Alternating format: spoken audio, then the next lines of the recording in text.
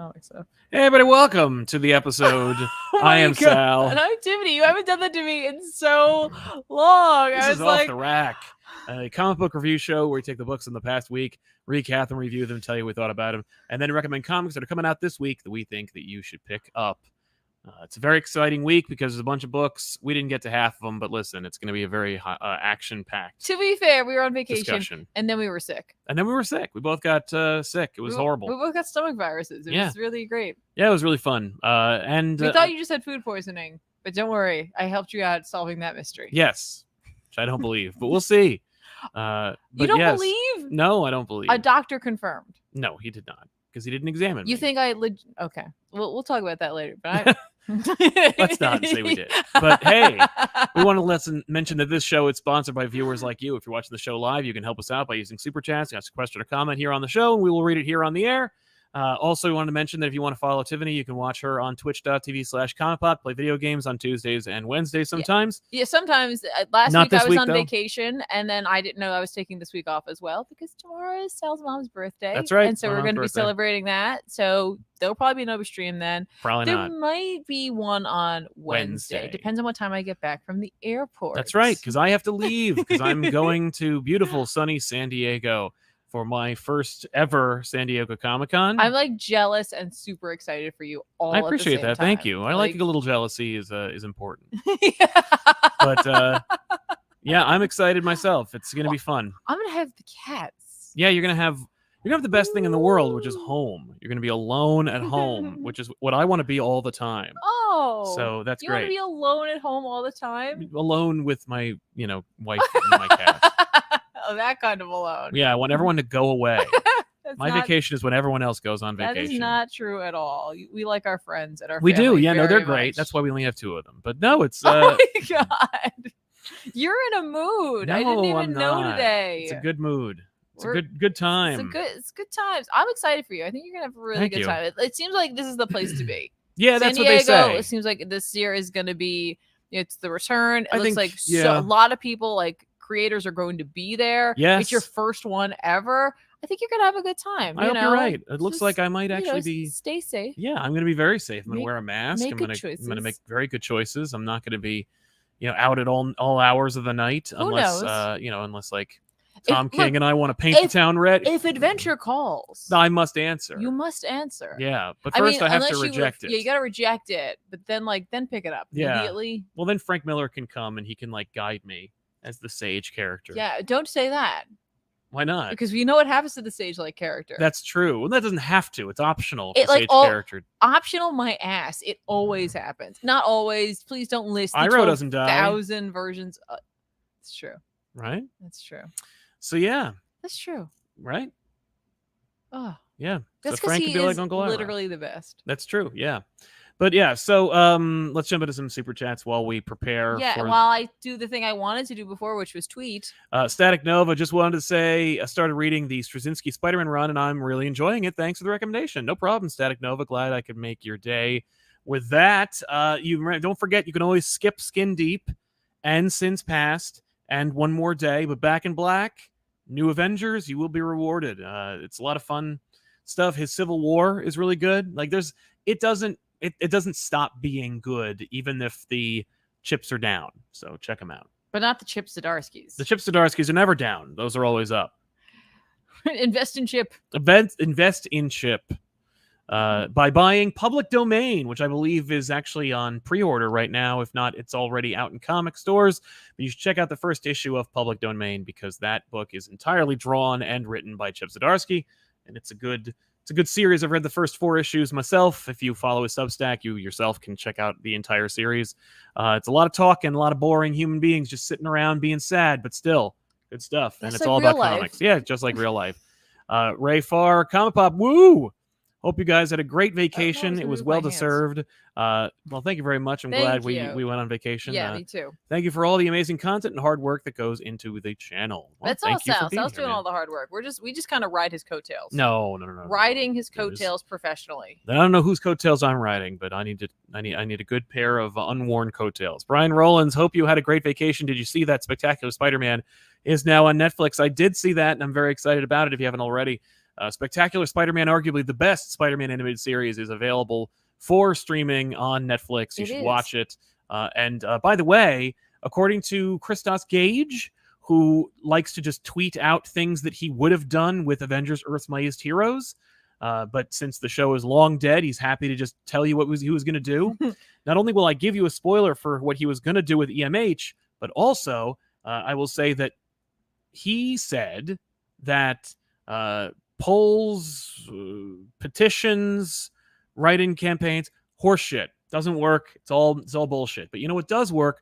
Watching the shows. If you have, let's say, 1,000 computers and you have 1,000 accounts, you should have them running at full steam. Just repeating. Watching them watching the shows that are there like now, not when they go live. No, but now because now they can actually see. They can see the metrics now. The reason there's going to be another X-Men 92 animated revival is because of the amount of times that episode or that show was streamed. And why they're not even looking at Gargoyles. Why Gargoyles isn't even close. No one's watching Gargoyles. What happened? Actually, I would argue, I don't know anything about like the metrics on Gargoyles, but I would assume Disney just has just nothing but disdain for Gargoyles because there's no fanfare. Gargoyles had its time in the sun or the moon, and it came, it swooped in.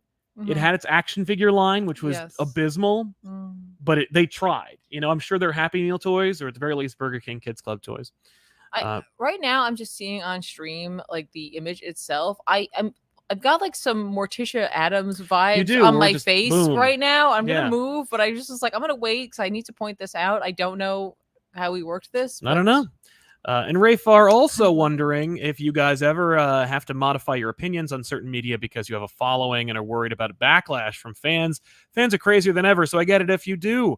I don't talk about Star Wars anymore. Somebody literally in my comments said that I had to watch my back in the real world because I don't like the Phantom Menace.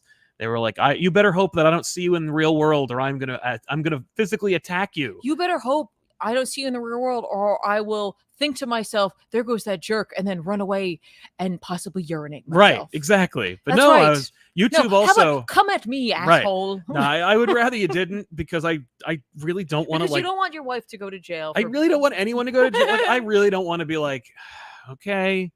I'm going to be in the paper. What a stupid thing! I know. Well, he didn't like the Phantom Menace. He didn't like the Phantom Menace, the most critically reviled Star Wars movie. What attorney is going to help you? There isn't one. It's just that's the thing is that people who usually been attacked by a jetty. Yeah, exactly. That guy's gonna help that one attorney from that one fake Robot Chicken sketch. Yeah.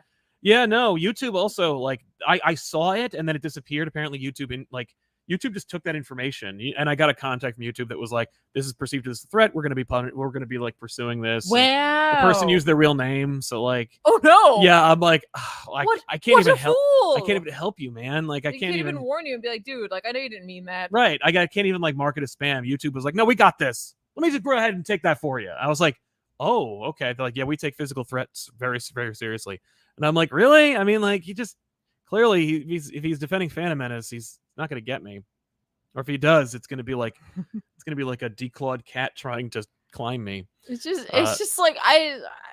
Either way, don't come at my husband. Yeah, don't come at me at all. Just don't come at any of ComicPop. We all got each other's backs. We're all completely useless. This is true. I will tell you this: if you were near Comic-Con and it was Ben and Tiffany and myself and some loyal Jar Jar Binks fanatic came at me, they'd be dead. Ben and Tiffany would kill you. I wouldn't even know what was happening. I would be like Keanu Reeves in The Matrix. I'd be like, I know Kung Fu.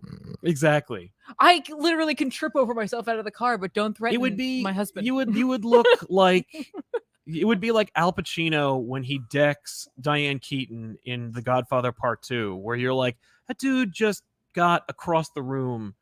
I didn't even see him move. And he punched her in the face. Hogshead says, Is fan burnout a worry for Marvel?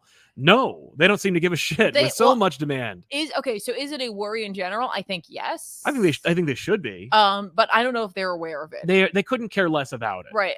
And I mean, if you're talking about Marvel Comics themselves, they've never cared. They don't, and honestly, in terms of MCU stuff, no, because to them, they live in a totally different world where they're just like, we just ride it until it's over and then we go to the next thing. Exactly. It's like it's like a parasitic organism. Yeah.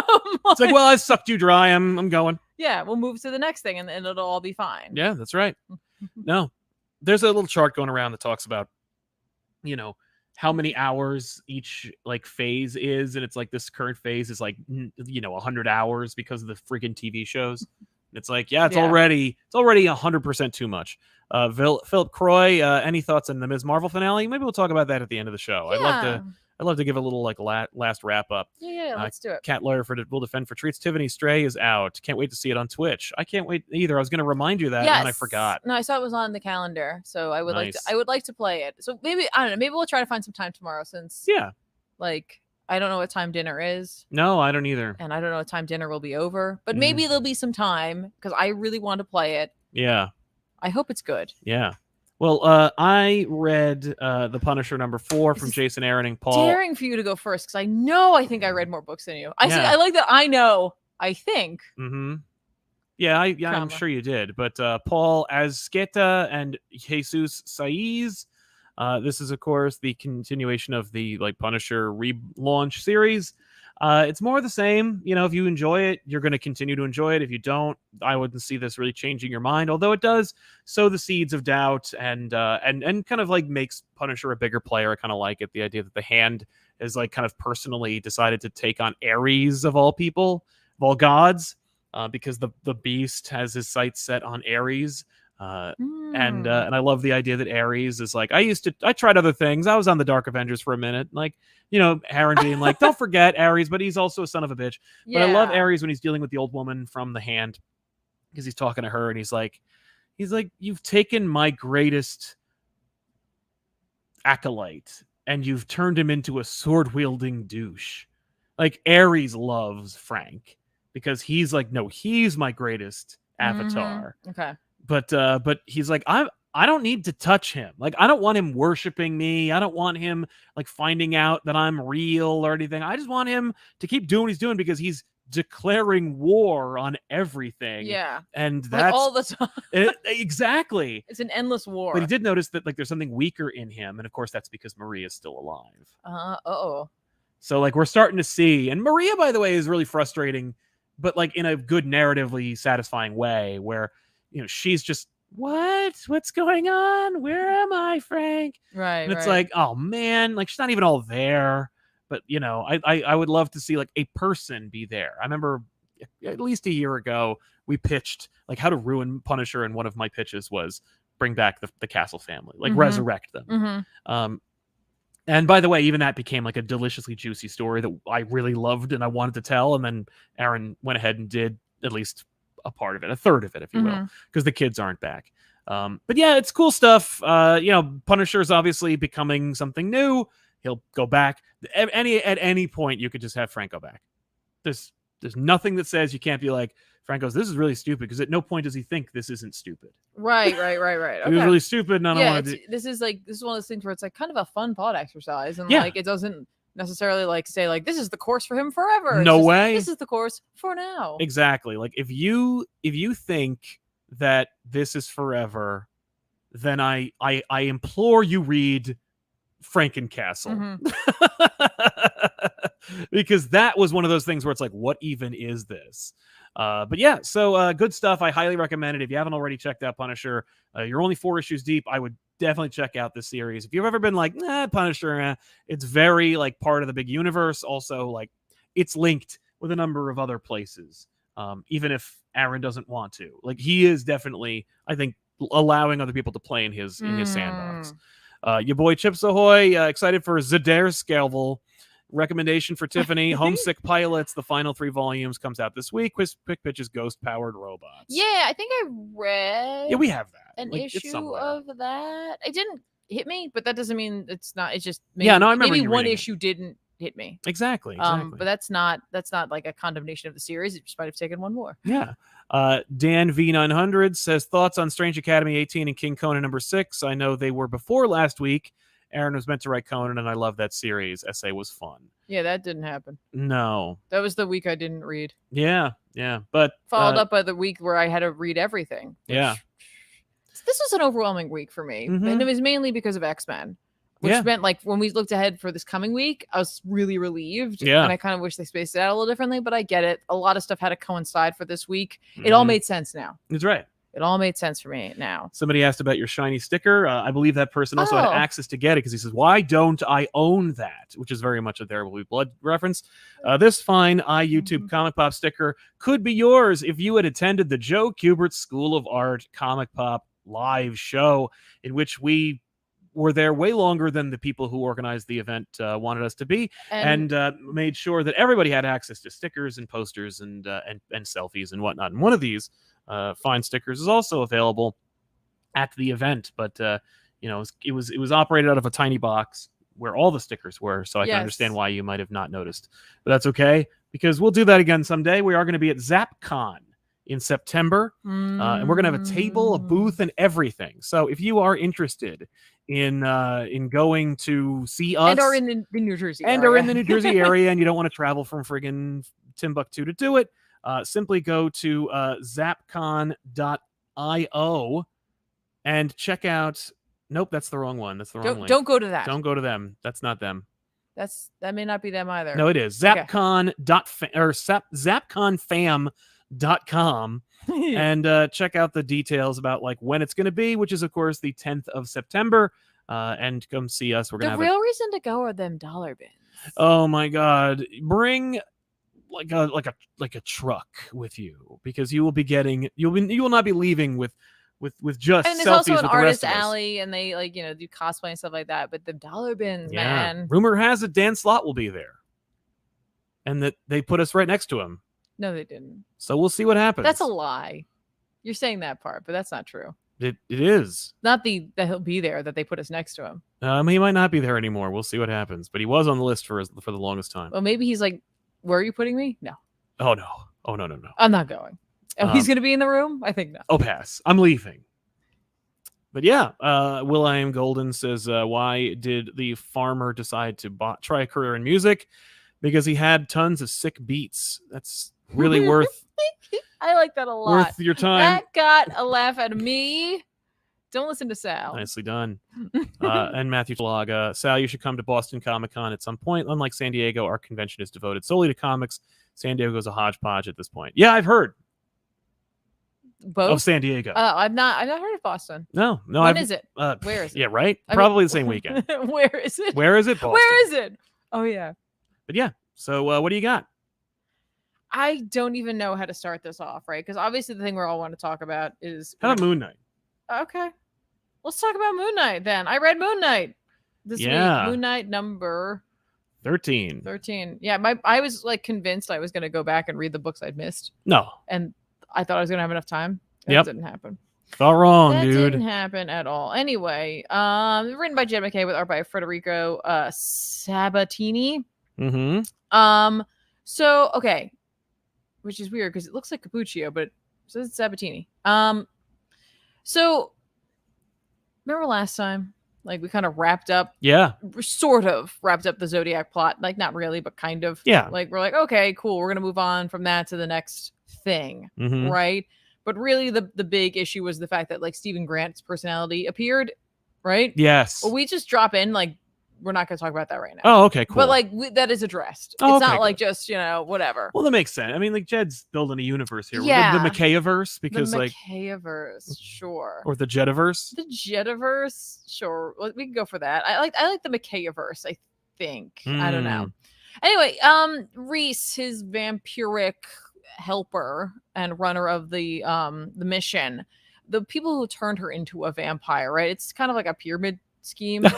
I like the idea of playing it like that. Yeah. That like, it's just one main vampire and like he's like in charge of making vampires basically. And it is like kind of like that, right? Yeah. But Moon Knight has decided that he's out like to get them. Like he's having a hard time with like people who are lost. Soldier died. Wearing like the Moon Knight costume. And he's just kind of having a rough time of it, right?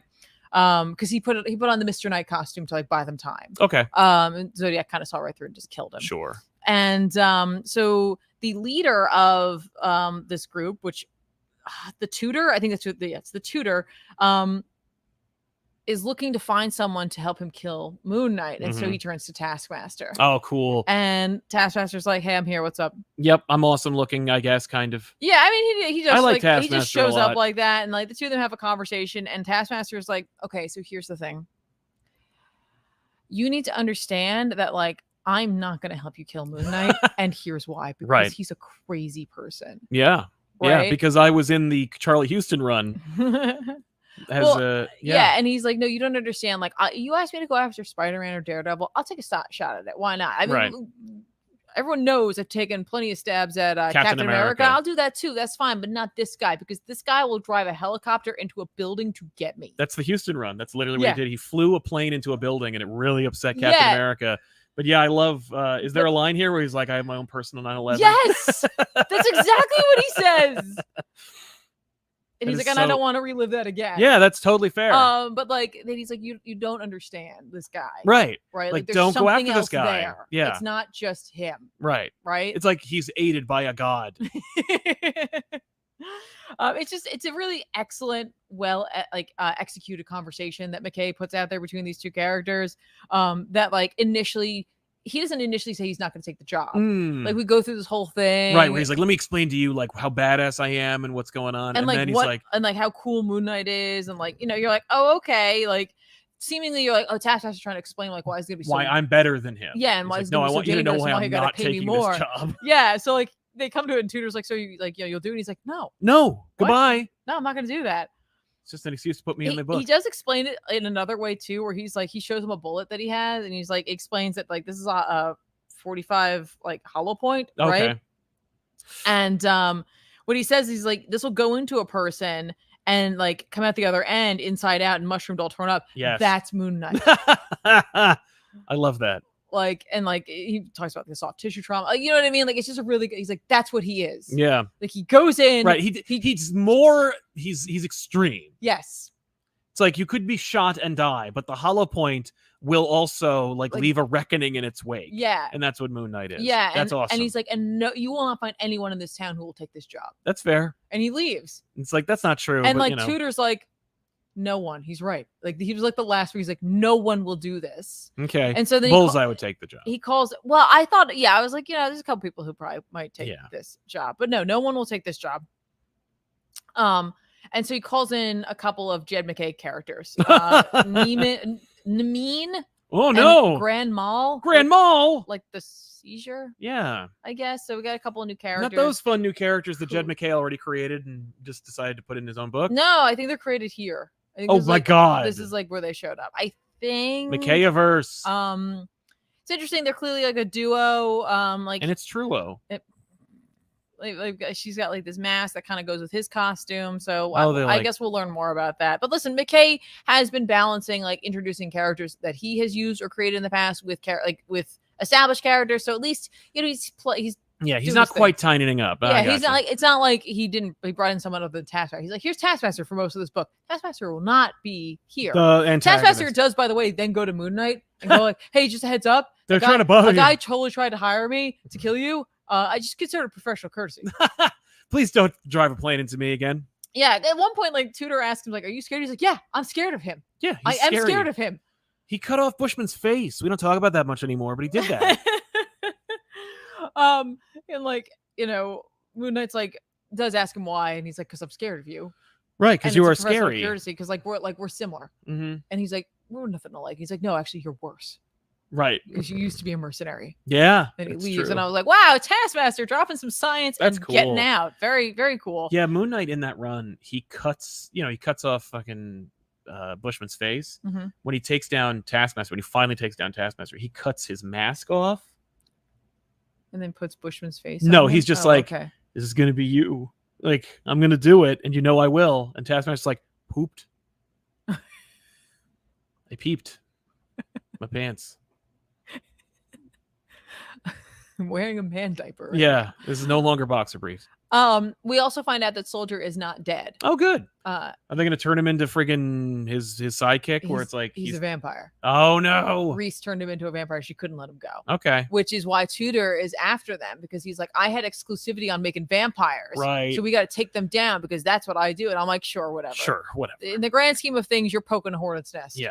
They should have like a Mary Kay car. Like it's of vampires. Of vampires that show up. Moon Knight's way, by the way, to try to find where Tudor is he gets a bunch of vampires who are involved with this, right? Yeah. And like right before dawn, he has them on a roof, and they're all like tethered to like individual poles, like in a row. Yeah. And he's like, think of it like a sundial. Right. Every 3 minutes, one of you is gonna die. Yeah, until I get the information I want. Oh my god. And I'm like, so like we check back in with him. He's got one left. That guy's like, I'm gonna tell you anything because you work with the traitor and all that. And he's like, okay, and he just shoves him into the sun. Right. And I'm like, yeah, no, that's awesome. This is an unhinged Moon Knight, and I kind of dig it. Good. Quite a bit. That's the best kind of Moon Knight. Unless he thinks that he's talking to Wolverine, Spider-Man, and Captain America at the same time. Yeah. In which case, it's like, oh. Additionally, Reese wants to know more about Stephen Grant, sure. and like she's like, not tonight. But like we'll talk soon. Instead, he like goes and like he needs to talk to the other personalities. Like, okay. Let's have a conversation, gentlemen. Because Mark's back. Steven is like receded. Mark was back. So I was like, all right, we're kind of back to basics. Like we're back to a feeling of like really enjoying this book. I think the last issue was just a weird pacing. It was just a really weirdly paced issue. Yeah. Which was not indicative of what McKay has been doing with the series, and it just feels like, okay, yeah, we're like, I don't know, maybe McKay is not great at like sticking like a mid like arc sort of finale. Like it's not really a mid arc, that's like an end of an arc there. Yeah, right. But like knowing that story will continue on, Zodiac's story will pick up at some point. Yeah, like I don't know, like because with Death of Doctor Strange that had an ending, but it was like here's the story. Yeah, but that's it. Yeah. And now we're gonna go tell Doctor Strange, or not Doctor Strange, but a Sorcerer Supreme story over here. Yes. While they're related, it's like they're separate, right? So I don't know. I was just we'll see as it goes on. Like the next one where we feel like the arc is coming to an end, if it's strong or not. Yeah. But yeah, I really enjoyed it. Yay. Dan V returns to say Christopher Yaw saying the hypothetical plan for EMH season 3 back in October 2020 with the 26 episode breakdown, saying I would have tied in with another show, made me sad, would have been great. It's true. There was a really cool like breakdown about how it's like, because there've been indications that Wolverine and the X-Men was part of the same universe. Oh. But Yost was like, no, the idea was that like we would Heroes Reborn the X-Men. Like, so they would sacrifice themselves to stop the Phoenix and send it into another universe.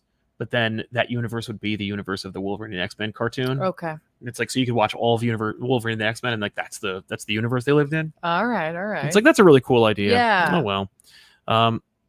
But yeah, the Telphonics. I bought the 1-year anniversary hardcover of TMNT Last Ronin thanks to back issues. That's dope. Nice. And it's great. It's really worth checking out. So if you haven't already, yeah, Last Ronin. RK, hey guys, I missed the last few live streams, so I was glad to get you guys my $10 today. Well, thank you very much, RK.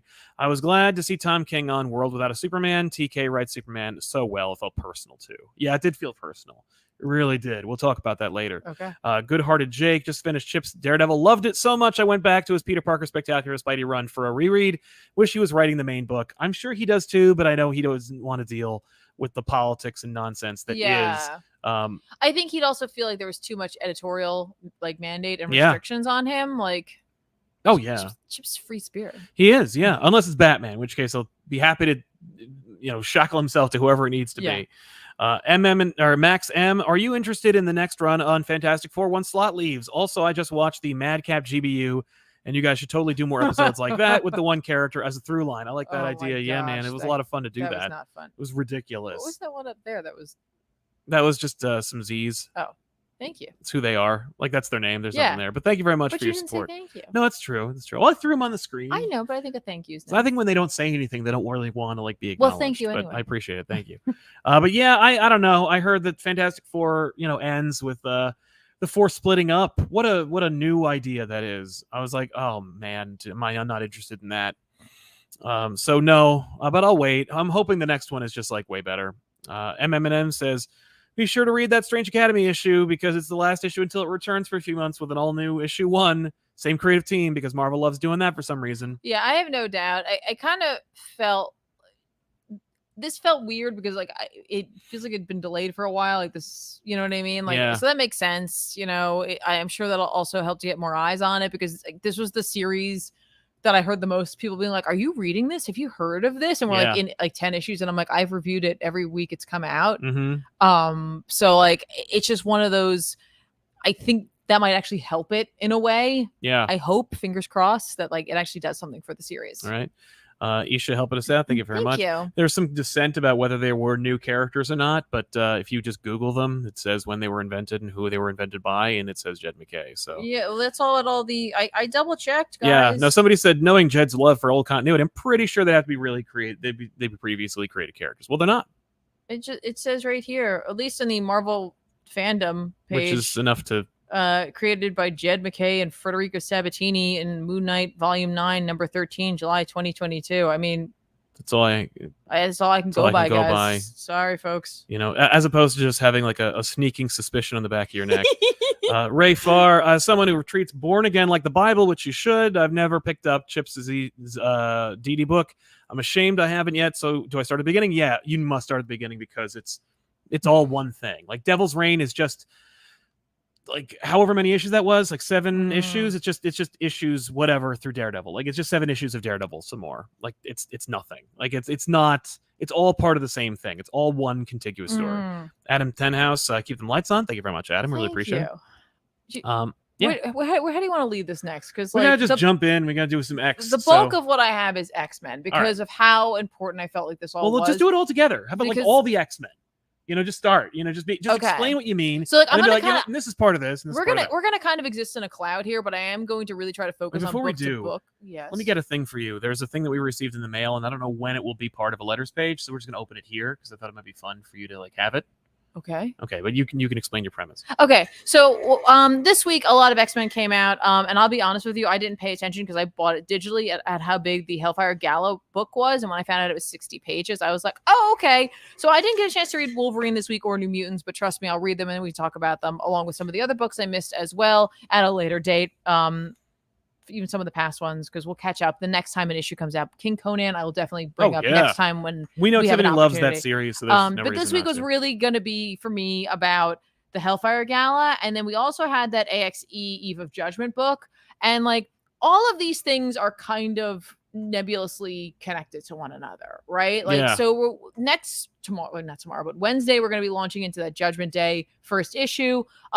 So I'm going to kind of go all over the place. Hellfire Gala is going to kind of be in the middle with one issue kind of coming afterwards. And then we'll talk about that Judgment Day thing. We could always talk about that after if you want to talk about some things and give me a break. I got plenty of books that we can talk about. Sure. You know, I'm not done. You want me to open this now? Take a look. Okay. Where do these things keep coming from? I'm opening something right now. You can't even see that I'm opening it. But I am opening it. Here's a card thing. I think it's just an ad. Yep. Oh, God damn it. Who keeps doing this? What? The last time I got one of these, it was Red Ghost. So naturally, it's Pariah. I don't even know if you can see it. I gotta do the thing. Check him out, everybody. Look at his anguish. Look at how sad he is, being a jerk. This sucks. This is great. I hate him. I hate him awesome. So much. No, Thank that's you, not Hero awesome. Clicks. No, stop. Stop with that. Stop. Star of the Dark Crisis. The protagonist of the Dark Crisis. It's got my own little rogues gallery forming in Hero Click form. That's right. Just because they don't make figures. Good. There is a Pariah figure. No, we can get him. No, but there's no Red Ghost figure. Nobody wants. Look, he's literally. You can see him screaming. I know, it's so great. He's so upset. Good. I'm glad you're upset. He's gonna Josh is gonna give him something at the end. He'll be like, no, let Pariah go. Well, he'll go to his own Elseworld and he'll have his own. Don't give him anything. Family. Let him anguish on forever. Yay! Big thanks for adding that to our collection. Take it away. Anyway, so I read Marauders this week, and I wanted to make sure I read Marauders this week because I wasn't sure what was going on with the whole Shi'ar and the first blood spilled and like, you know, all of that and like talking about like first mutants and stuff like that. And I'm like, is this going to have to do with Judgment? Right. No. There's some interesting stuff here. It's written by Steve Orlando with art by Eleonora Carlini. What do we know? We know that Xandra died, but it doesn't matter because she's psychically screwed. To me, this was very like when I think of like 90s X-Men, like she psychically screamed so hard and so loud that she not only screamed her anguish and death, but her memories, all of her memories and her genetic code through space to Professor X. Yes, that's right. Like that. I just figured Professor X was just downloading it without her consent. No, but yeah. No, that is chef's kiss right there. I loved that. That's very X-Men. So much. Right. But so it doesn't matter. She's dead. And like, honestly, this book doesn't even harp on it. They bring her back though? Yeah, that's what I'm saying. Yeah. Like it doesn't even matter. It's like this book doesn't harp on the fact that she's dead. They're like, oh no, she died. And I'm like, but you know. But who cares? Who cares, right? We got to find out instead what the Chronicle is, that tome that's meant to have the secret sins in it, right? Like, what did the Shi'ar Empire do? What is the Red Guard hiding, right? Right. So we find it finally. We get there. Is a fight, do whatever. Who cares, right? They get there and it's a tube. It's like a big tube, like a big back to tank tube, right? Right. And in it is like what looks like an organ or a heart. Okay. And like Dakin immediately is like, I know what that is. It's a lupak, which is like something that the guard have. It's usually invisible. If you kill it, they can't come back. It's that kind of thing, right? Sure. And like what it is in the tube, there's a guy named Fang, one of the guards, right? And Fang is the Chronicle. So what they do is they upload like all the new information they need for him, and then they kill him off and they let him regrow, and then they upload. So he's just been doing this. Yeah. It's just endless torment, right? Okay. For like billions of years. Ugh.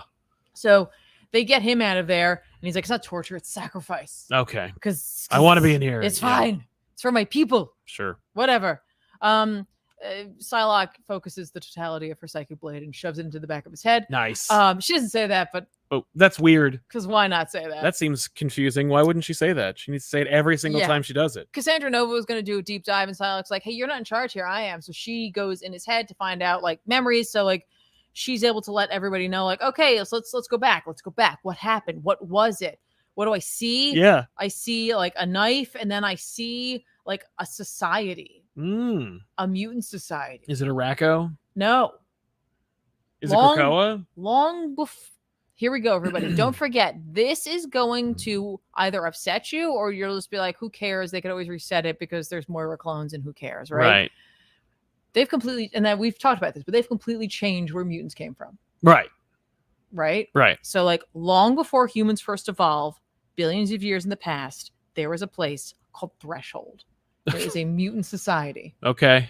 Mutants came first, is what this is saying to me. Sure. Because mutants came from deviants. Right. Right? Like part of their genetic code, you know, gets out there. Okay. So the Shi'ar at this time are much more avian in their appearance, right? They haven't gotten rid of all of that. Yes.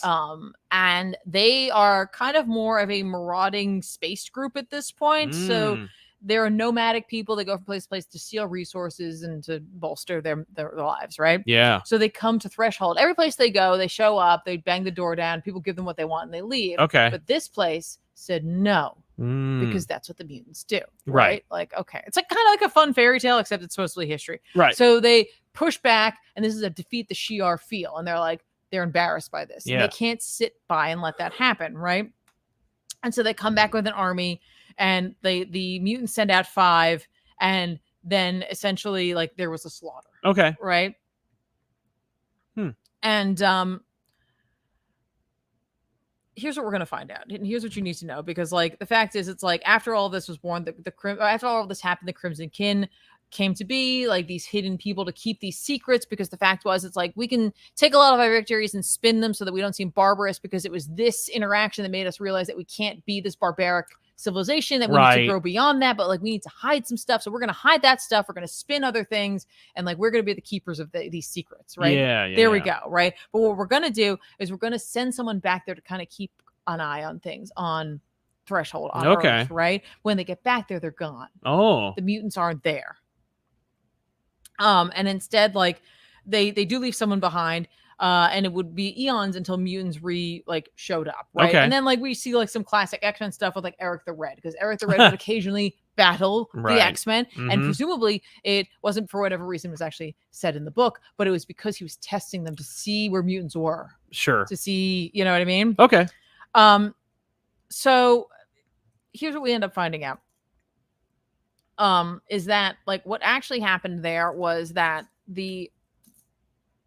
when the Shi'ar came back, the 5 mutants they sent forth slaughtered the Shi'ar. And so they're like, we lost twice. Okay. Right? Yeah. Like, we got to bury that one. And so they're kind of afraid of mutants. Right. Right? Like what they could become. Like, I'm like, all right, that's kind of neat. The only thing that saved them the first time, by the way, was that like mutants were at a point where they were afraid of space. And I was like, that's kind of funny. Yeah. Ha! So anyway, this part of this group says that like what we got to do is we got to go back in time, because Sandra wants to go back in time, and they're like, yeah, we got to save these mutants because they're like, yeah, when they showed back up, they were all gone, but apparently some of them, whatever happened, some of them had reached space transportation and Krypton themselves, right? Yeah. They Superman out into space. But the Shi'ar got those ships, the few that were there, and they kept them places, but the places they were ended up being destroyed anyway, so they're gone. Yeah. So what they want to do is they want to pluck them from time. They died anyway. We'll just pluck them from time. Right. And like Tempo's there, and she's the one who's going to be able to do this, and it's like, no. You don't understand. We can't do that. Bishop's like, I time travel all the time. She's like, you are but a tourist. Right. I actually deal with time. You can't just do that. It's one thing to go back to try to prevent a past. And it's another thing, or to go back to try to prevent a future. It's another thing to go back to the past and try to preserve the future. Right. And I was like, that's fair. Okay. Totally fair, right? Like if your future's so screwed up, you'll take anything at this point, right? Because it'll be erased. Yeah, but you want to keep things as it is. You're just asking for it. You're asking for it. They decide to do it anyway. And by they decide, I mean the decision's just sort of made, and Tempo just does it. And I'm like, you're your own person, but the book needs that to happen. Yeah. So they go to years ago to Avalon. The orbital base to Magneto and his acolytes. What? And that's how far back? That's not. Oh, I thought it was like millions of years ago. Yeah, and so they show up. They're like, this isn't a Shi'ar base. No. They're like, because like seriously, apparently these mutants didn't die that long ago. Oh, okay. How long they were holding them. All right. You walked us into a firefight, that kind of thing. And they're saying that like Avalon runs on Shi'ar technology. Something's connected here, right? But it doesn't matter. They don't have time to worry about that, because apparently the age of Nemesis has begun. Okay. So we're dealing with time travel, folks. I hate time travel. Yeah. I like time travel and I hate time travel. Exactly. It's tough. It's tough. When executed well, it's fantastic. When not, like I like X-Men time travel stuff when it is like Bishop coming from the future to to prevent a horrific. Yeah, Terminator is fun. Yeah, that's fun. But this, I'm like, there's no way this turns out well. No. There's no way that turns out well. So like I was like, all right, so that's happening. So not maybe necessarily, maybe tied in with Deviants, because what happened to those first mutants? Did the Celestials come back billions of years ago and go, oh no. Right. Take two, because we know they have. Yeah. We know they've done that before, right? Exactly. So all right, so I read that and I was like, cool. Now let's actually just jump right into the Hellfire Gala, because there's some stuff that happens in the Hellfire Gala. There's a lot of good stuff that happens in this book. It's written by Jerry Duggan, with art by Chris Anka, Russell Datterman, Matteo Lally, and C.F. Villa. Okay. Trust me. The art changes are felt, but it's a big book. I get it. Okay. They're gonna put it all at once. I get it. Right. Yeah. There's a lot of interesting things in here. We're setting up some political climate stuff. We're setting up the new X-Men team, and the fact is that there's like one thing in here that I really, really disagree with. 100%. I'm like, no. Okay. No. No.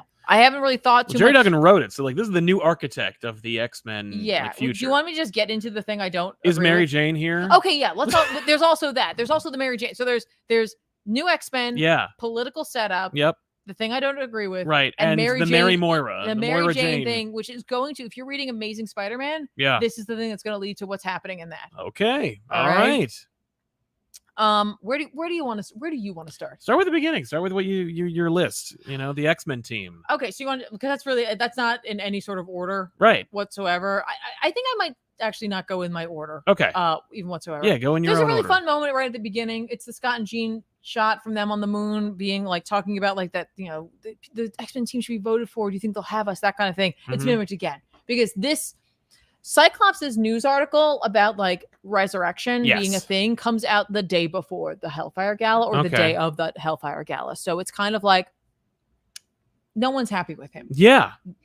The Krakoa is not super happy with him. Emma is furious with him. Okay. Right. Because like she's hosting this party. Right. And like Xavier is there, but like he's clearly not at the forefront of a lot of these things. Well, he hasn't been for a long time. So that's fair. But like in the last one, like he's much more present. Yes. You know what I mean? And like he and Eric are clearly in charge, right? Yeah, but now Eric's gone. And like so she really feels a lot of the weight on her shoulders for this one, right? And like it's funny, we'll get more into it, but like she's got a real issue with people lying to her right now. And yet she's like, Scott, could you not have lied for like one more day? Right. Just one more day for me here, right? Sure. We find that Magic is training some mutants, and what they're doing is they're trying to train mutants to guess like where and how insurgents might come onto this island, right? So we see them like training against mutants who have like holograms over them to make them look like the Avengers. Okay. Right? And I'm like, oh, that's interesting. They don't know yet about the article. Right. Bishop shows up and like he is told about this article, right? Like everybody finds out. There's this great moment with Emma getting her hair cut by what looks like Jumbo, but that can't be because I don't think he cuts hair, but maybe he does. I don't know. He's an all-around stylist. He does now. And she sees the newspaper and she's like, great. We see a bunch of other reactions. Clea's Strange. Oh. Because she's like, okay, so this is how I'm going to get Steven back. Not this way. Nailed it. Got it. Clea's in this? And she's like, oh. That's her whole thing. That's cool. That's not going to work. Sue and Reed find out about it. And like, Sue's like, I guess it makes sense in their line of work. Like, right? Yeah, they die a lot. Yeah, like, of course. Tony decides he is going to undecline his invitation to the Hellfire Gala. Sure. And Cap is like, I should probably go to the Hellfire Gala. Now, I love with Cap, every time you see Cap in a book that isn't his book, it's like Cap riding on a motorcycle, not dressed as Captain America. So what do we have to do? His bag has to be on the ground with the shield poking out of the top. Yeah, just because otherwise, who the hell is this guy? Who's this blonde guy? So there's a lot of things. Lei Fong from Orcus, the guy who took over the Mars plan. Morocco. Yeah, he's gonna go to the party. Oh, okay. They're like, "Are you invited?" He's like, "I go where I please, man. Right? Who cares?" Moira is there. Yeah. At Orcus. Right. Oh. At Uruk. She's in Orcus because she's part of them now. She's working with them, right? That's right. That's right. And they don't know if they can trust her. And this is a moment for me where I was like, maybe they don't. I'm like, is this some sort of larger scheme? Like, is there? This is part of Moira's thing. She's like, this is what has to happen. Yeah. I got some shades of that. Okay, good. But like, maybe she's not. But then later on, they're like, oh no, never mind. Like, she's very much treated her like a villain. And I'm really hoping though that like that there is a heel turn later on that we don't see coming, and we can point back to this moment where it's like, oh my gosh. Yeah, I pretended to have a big stupid Terminator adventure. Yeah, just because to get like here. because I've seen all the futures, and this is the only way that we can get there, right? Yeah. And she has her own plan for getting in, right? Fei Long. I always do that. I switch things. Oh yeah. Well, I do. That's an own personal problem thing. Fei Long. I'm like, that's not right. But what does she have? Well, Emma has decided that she's going to invite people who are spokespeople for the mutant or the Krakoan flowers, the Krakoan drugs, humans to come to the party to be like, these are going well. Yeah, exactly. And this is before the whole thing came out. She was going to do this. She's like, no, we're definitely going to do this. And guess who's one of the spokespeople? Mary Jane, because her aunt is using the medicine to fend off dementia. Oh, okay. That's new. No, it's not. Apparently, in that Free Comic Book Day issue, it was in there. Oh yeah, that's right. I saw. Yes, I read that. Yes, in the judgment. Yeah, no, it is still new. Yeah, it's new in as much as it's made for this. Yeah, but it wasn't made in this issue. No, so... it's not made in this specific. Unless issue. you didn't read that, and then it absolutely is. Yeah, no, but like Yeah, I did read that, Whatever. and I do remember being like, that's convenient. Yep. So that's how they're going to get her onto the island, right? Right. So it is 100% Mary Jane on the island. Right. So you're thinking to yourself, how is it Moira? Moira, as a crazy robot that she is, was able to detach her arm essentially because she's a robot. Science magic. Uh-huh. And has fashioned the hand around her neck. Okay. Like a necklace, so she can control her. Ah. So it kind of subdues Mary Jane, and then Moira can come out. And Moira can be her. Okay. She communicates through that. All right. But it is 100% Mary Jane at that party. Right. Okay. It's her body that's there. Yeah.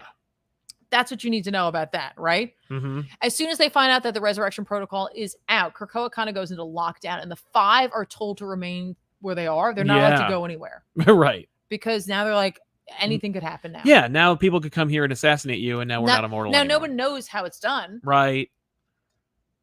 But we can't afford to risk anything. So Magic has to hang out with them. And we find that Sync, which is just kind of an interesting little wrap up for him. And I'm hoping that we get more Sync, because Sync is leaving the X-Men team, which I'm kind of sad about. Yeah. I liked him on there, especially with having Wolverine there. Oh, sure. It's a sad story. I liked it quite a bit. Yep. That team was solid. I have hopes for this new one. Yeah. But that first team was solid. It was a good idea. It was such a strong first step, yes, right? Agreed. Sync has found that he's got this new Omega level sort of power where he can connect to people almost through memories. If I've connected with you before, I can use memory and the distance between us, and I can make that happen. Okay. Which is holy crap. Yeah. So he can get their powers as he gets Jean's powers, right? Yeah. It turns out that whatever happened to him when he came back, that allows him to kind of do his regular thing, if he's in the same room with someone to get their abilities, that he can just that's fine. There's no cost to that. Oh. But if he does the other thing, it's aging him. Oh. Because what he does is he thought about for the gala growing his hair and beard in, and he saw the gray. So he came in and he told the doctor, he's like, I'm seeing this. What's up with that? So she's like, you are a few years older. Right. Than when I last just saw kill you. yourself and then you'll be fine. Well, listen, not everyone's down for that. You know what I mean? Apparently, yeah. Okay, fine. You like free drinks and free love, but sure. You don't want to go into the cabal and be murdered by whoever's next. Some people don't like it, right? And the party begins. The puffins are a big thing again this year. This island has puffins on it. It's mentioned a lot. Mary Jane makes an entrance. We see her enter. There she is. She's on the island. What's her outfit? It's kind of cool, actually. Is it the Marx Brooks outfit? Which was a white dress with the red Krakoan flower on it. Nah. No, it's really dope looking because she's representing. She's asked to come as a model and spokesperson for that. So she's given this beautiful white dress with the Krakoan flower. That's cool.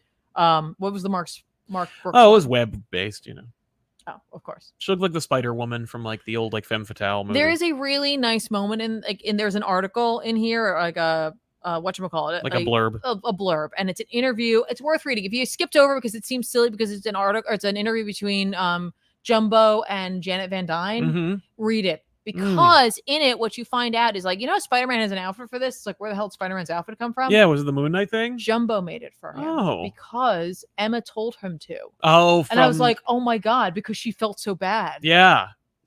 She's like, that kid needs a break. Right, so, exactly. Help him out. That's make nice. him look fabulous at least one time in his life. Fun. And I was like, okay. That's so weirdly paying attention to things that are going on. Right. And a nice character moment for Emma. Yeah. So, the party kicks off. Cyclops is trying desperately to talk to Emma because he needs to tell her about Mr. Stasis or Dr. Stasis being the original Nathaniel Essex. Right.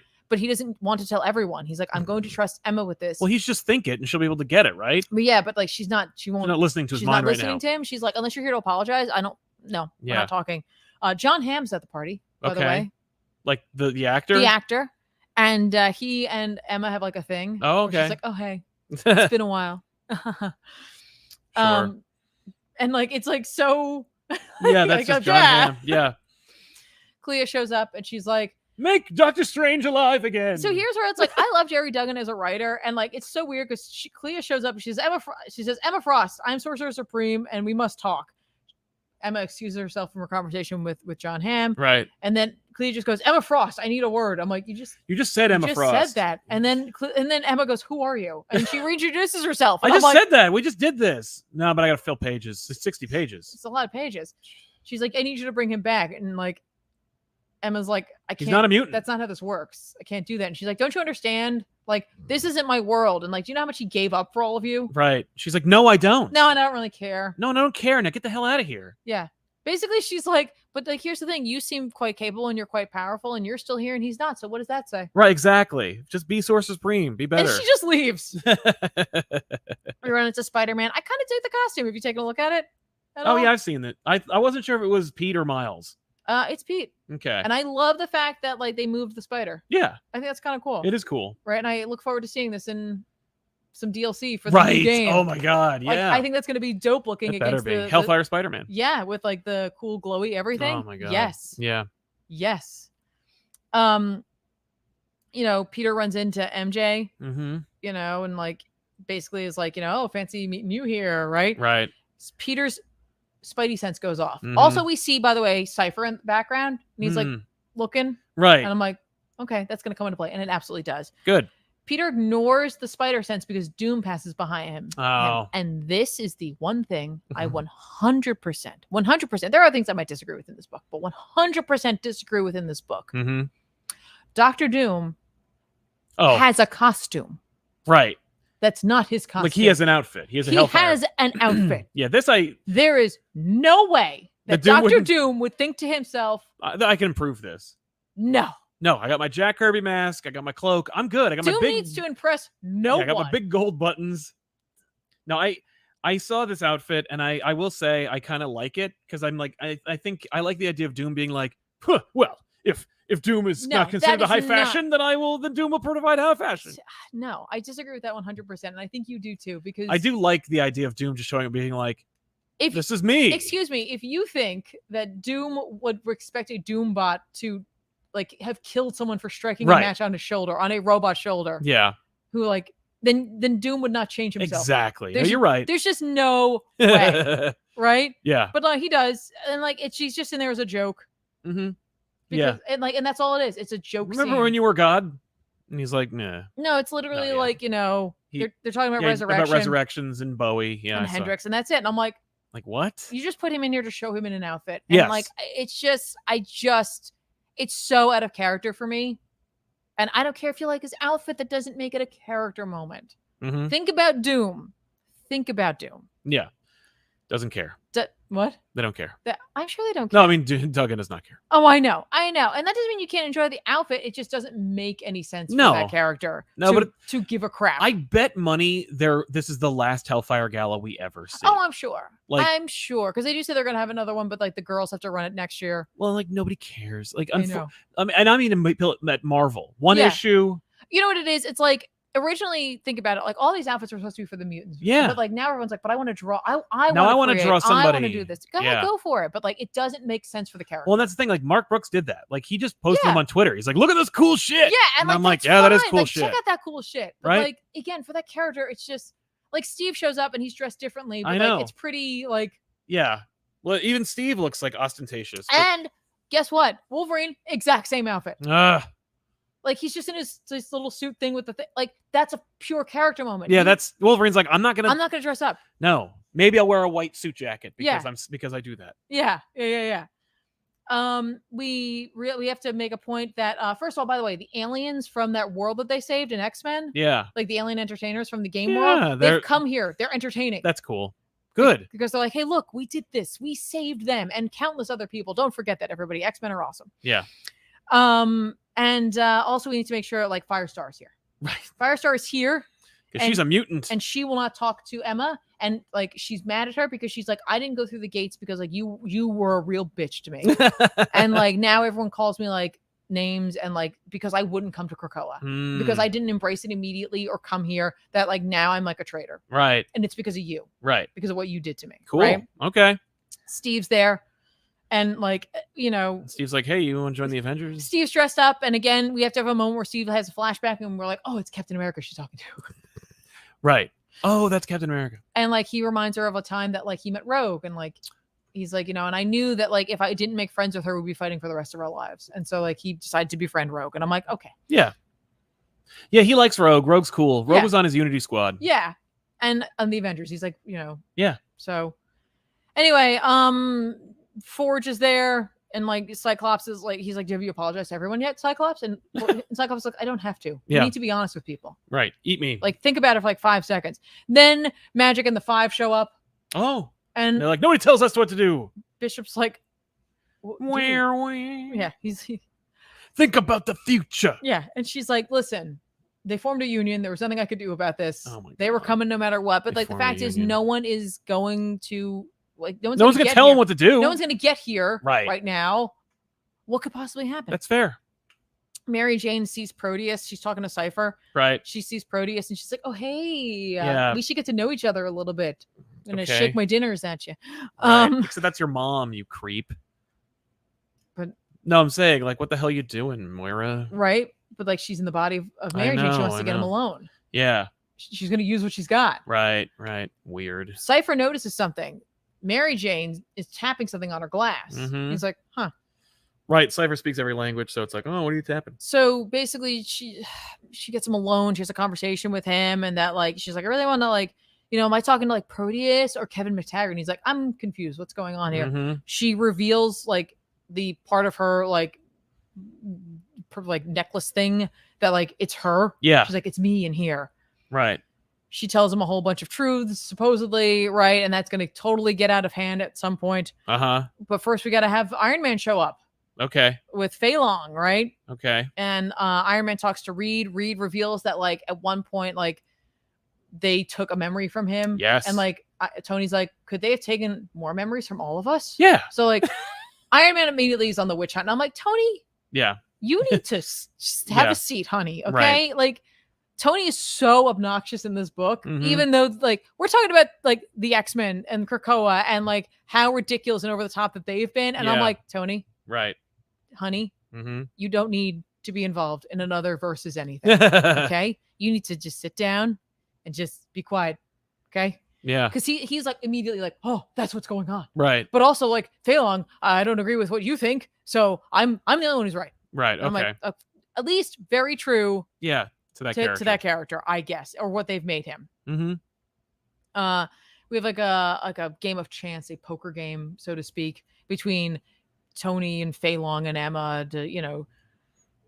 Tony wins, of course, right? And Emma like leaves, mentioning like how like kind of like the good they've done for the world, right? Like and the fact that like where were Earth's mightiest heroes when we were being wiped out? Yeah, she said that in Civil War too, right? And like. Then Tony's like, oh, yeah, but like, well, maybe we could talk to, Reed about that, see if he remembers it. And she's like, that's not how we play. And he's like, well but it is actually, though. Yeah. But then he like gets all uppity. Like he, like, they're playing the game and he's with like Fei Long and he's like, I'm all in. What do you got to say, Fei Long? And then like Fei Long's like says something about like getting rid of all mutant kind. And he's like, no, I'm out actually. It's just what I if I'm right, that's one thing. You're wrong and they're wrong. And it's just, and I'm like, Tony. Jeez. So Cypher, here's the glass thing, okay? Yeah. Mary Jane was tapping out SOS. Oh, she had took control of the hand for a second and right. She tapped out an SOS and Cypher was like, "Hey, did you know that redhead?" Yeah. And Peter's like trying to not make it obvious, obviously. Right. And he's like, there's a lot of redheads here.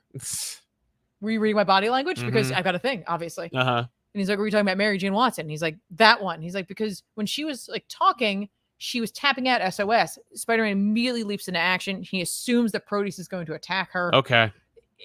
The shit hits the fan in a way. Yeah. Because Proteus is going to kill her. Because of Moira. Because Moira's in there. Yeah, because like, she says things intentionally, right? Like she's trying to get his goat. So she's like, like I needed you for a power set and it didn't really matter what was around the power set. So like, that's why you look the way you do. Because like it didn't matter what the meat was on the outside. Yeah. And he's like, you never loved me. Right. And she's like, yeah, no. I mean, like, what's there to love, really, honestly? So Spider-Man swings in, a fight breaks out. Spider-Man notices the necklace though, and then tries to pull it off her, and he gets zapped and falls off of a balcony. Oh. Emma's like, well, you really can't take Spider-Man anywhere. Like you just can't. Well, he was right. Yeah. The Five show up to back up Proteus. And that's when Wolverine shows up and is like, okay. Because he's like chief of security or whatever. Right. And he knows it's Moira and he's like, hit the road. Like, or end of the road, Moira. Well, Or it's gonna be 10 deaths for you. Yeah. And then like she's like, you know what I'm gonna do? I'm gonna let Mary Jane talk to you for a second, and then you let me know. And like she recedes, and like Mary Jane's like, please don't. She literally could kill me right now. Yeah. Like whatever you do, she can kill me. She will not hesitate. Mm-hmm. So then like they have to let her go. She leaves the island. They send Grey Crow to Taylor essentially. Mm-hmm. And I think you're gonna really like this, unless you've already seen this. No, right? I haven't seen anything about Spider-Man shows up and like is like, we got to go after her, and Wolverine like stops her. And he's like, no. And like he's like honestly, he's like, we got to let this happen the way it plays out, because otherwise this is going to be another Berlin situation. Oh. And Spider-Man's like, we cannot let that happen. And I was like, fun. Oh my gosh, I'm completely aware of this thanks to that What If episode we did on GVU. I'm like, so like, I'm like, cool. That's what you're going to see leading into Amazing Spider-Man number 9. Oh, cool. Is Spider-Man and Wolverine teaming up to save Mary Jane from Moira McTaggart? Yeah. That's ridiculous. Or just, I don't know, because like the fact is by the end of this, Moira has already back. So I don't know. And her hands are bloody. Yeah. I don't know what happened, but I love the reference to that Berlin situation. To Spider-Man versus Wolverine. Yes. John Hamm again asks Emma to dance. It turns out it's Cyclops. Oh. Jean masked him for a moment. Jean's actually dancing with John Hamm. And like Emma's like, are you okay with this? Right. Like, you know, and he's like, well, no, but like that's like John Hamm's actually one of Jean's hall passes. Right. Like if she ever ran into John Hamm, like she could totally bang him. Right. Because I'm banging Wolverine, so it doesn't matter. Cyclops? Yeah. Oh yeah, that's his hall pass. That's right. They have the key party. She's like, that is not what I mean. She's like, he's like, listen, like I need you, like we're friends, and like I had to tell the truth. Like we couldn't let them do what they were going to do to us. Like they would have like destroyed us with our lies instead. And she's like, he's like, I need you to read my mind. Like, yeah. She's like, fine, this is so important to you. And she looks in his mind and she's like, oh shit. I should have done it like yesterday. And that's when Sinister arrives looking ridiculous. Literally looking like a vampire. Looking like yes. So like, she's like, I don't know what to do here. And like, you know, she's like, we got to kill all the Sinisters. I don't know. Right. But like, she's like, she basically says that she feels alone because Eric and she's trusted Eric and Xavier, and they're not there anymore. And like, she's all alone in this. He's like, you're not alone. Once an X-Man, always an X-Man. Right. But like, we need to be careful because our enemies are circling us. Yeah.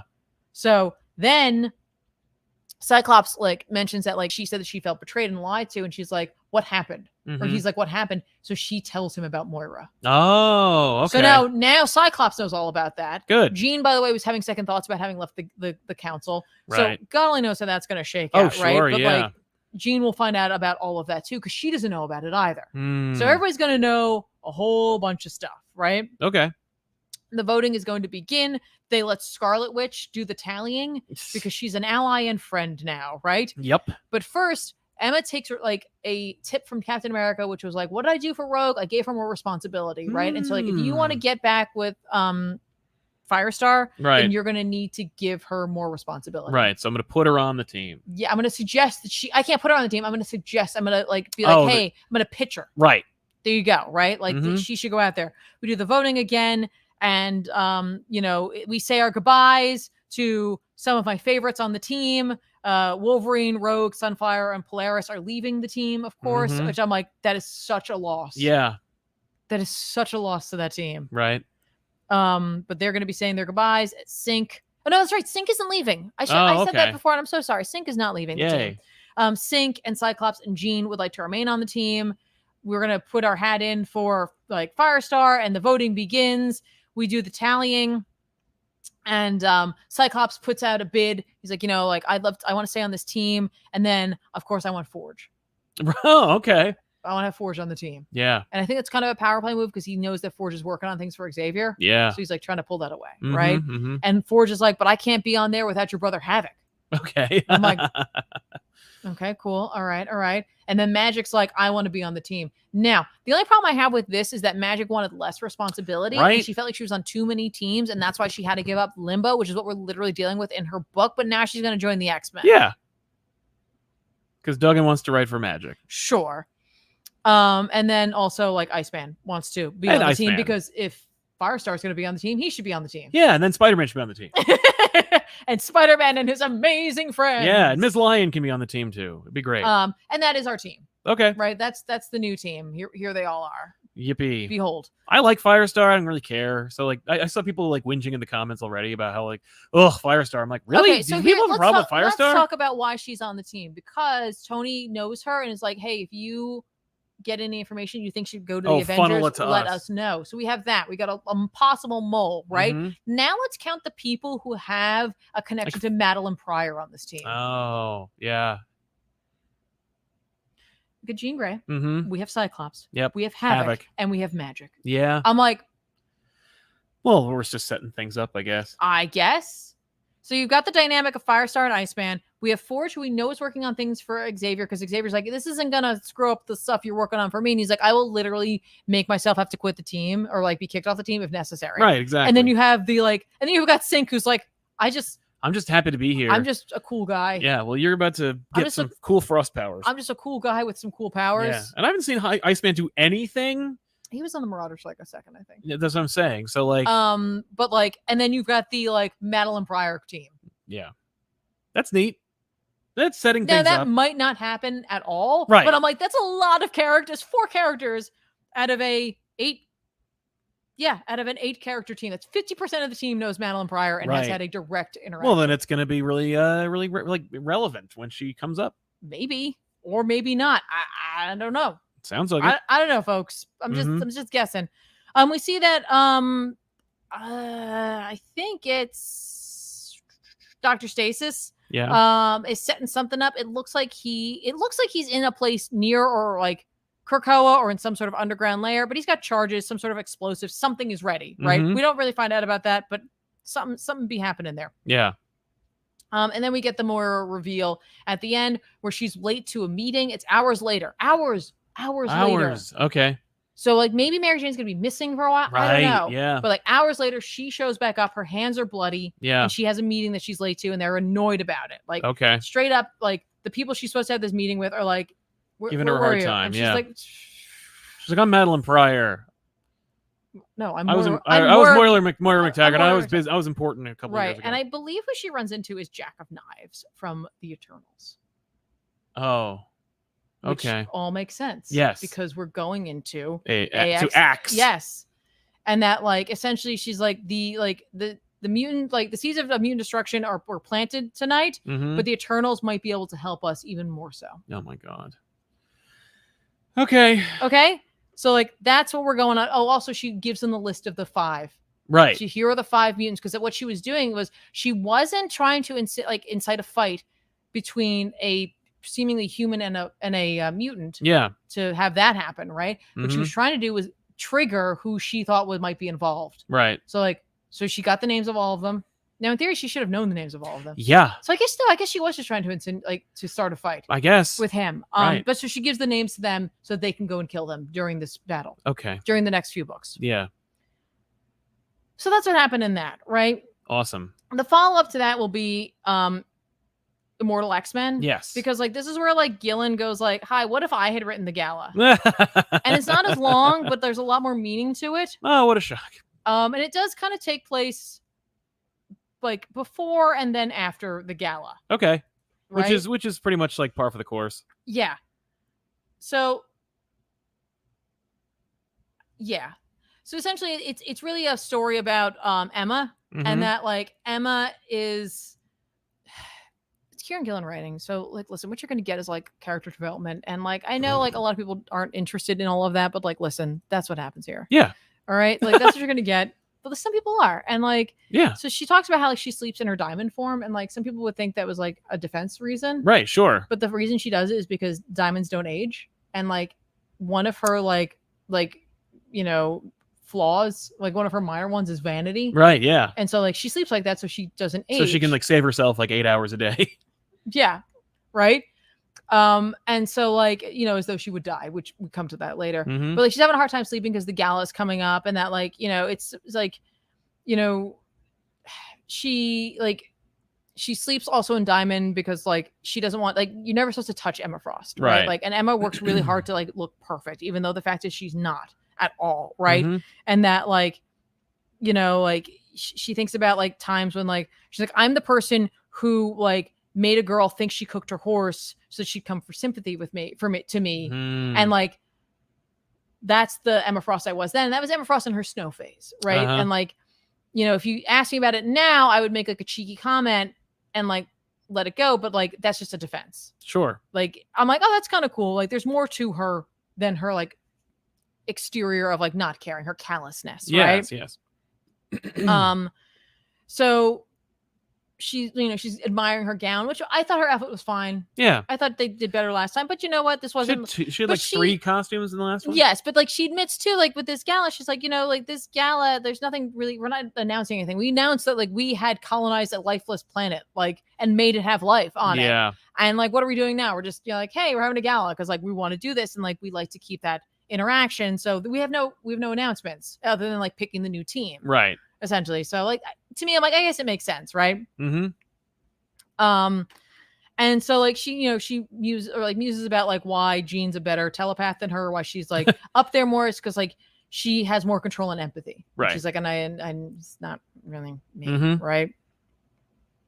But like she is angry about Magneto and Xavier and like the games that they played with Moira, and that like again the lying and like, you know, that like really this is not what this is supposed to be, and like we need to move forward, and like I need to like I will always take care of my children right at the end of the day, right? And like so she's like, so like really that this gala will be like, you know, we'll have to be unforgettable, like we will have to be unforgettable, right? Because there's nothing exciting happening right now. I freaking love this reveal because the next page reveal is a full splash page of just the front of the Daily Bugle, and it's spectacular. If you read it in Comixology, which I did actually, I know after our complaining, what I did was I actually refilled the card. I did the math on how much my books were going to cost. I refilled the card and then I bought my books. It was 12,000 steps. I didn't need to have happen, but I did it that way. But like we go through every single thing where it's just Emma going, oh, I wish this could have broken after, but the show must go on. And I'm like, cool.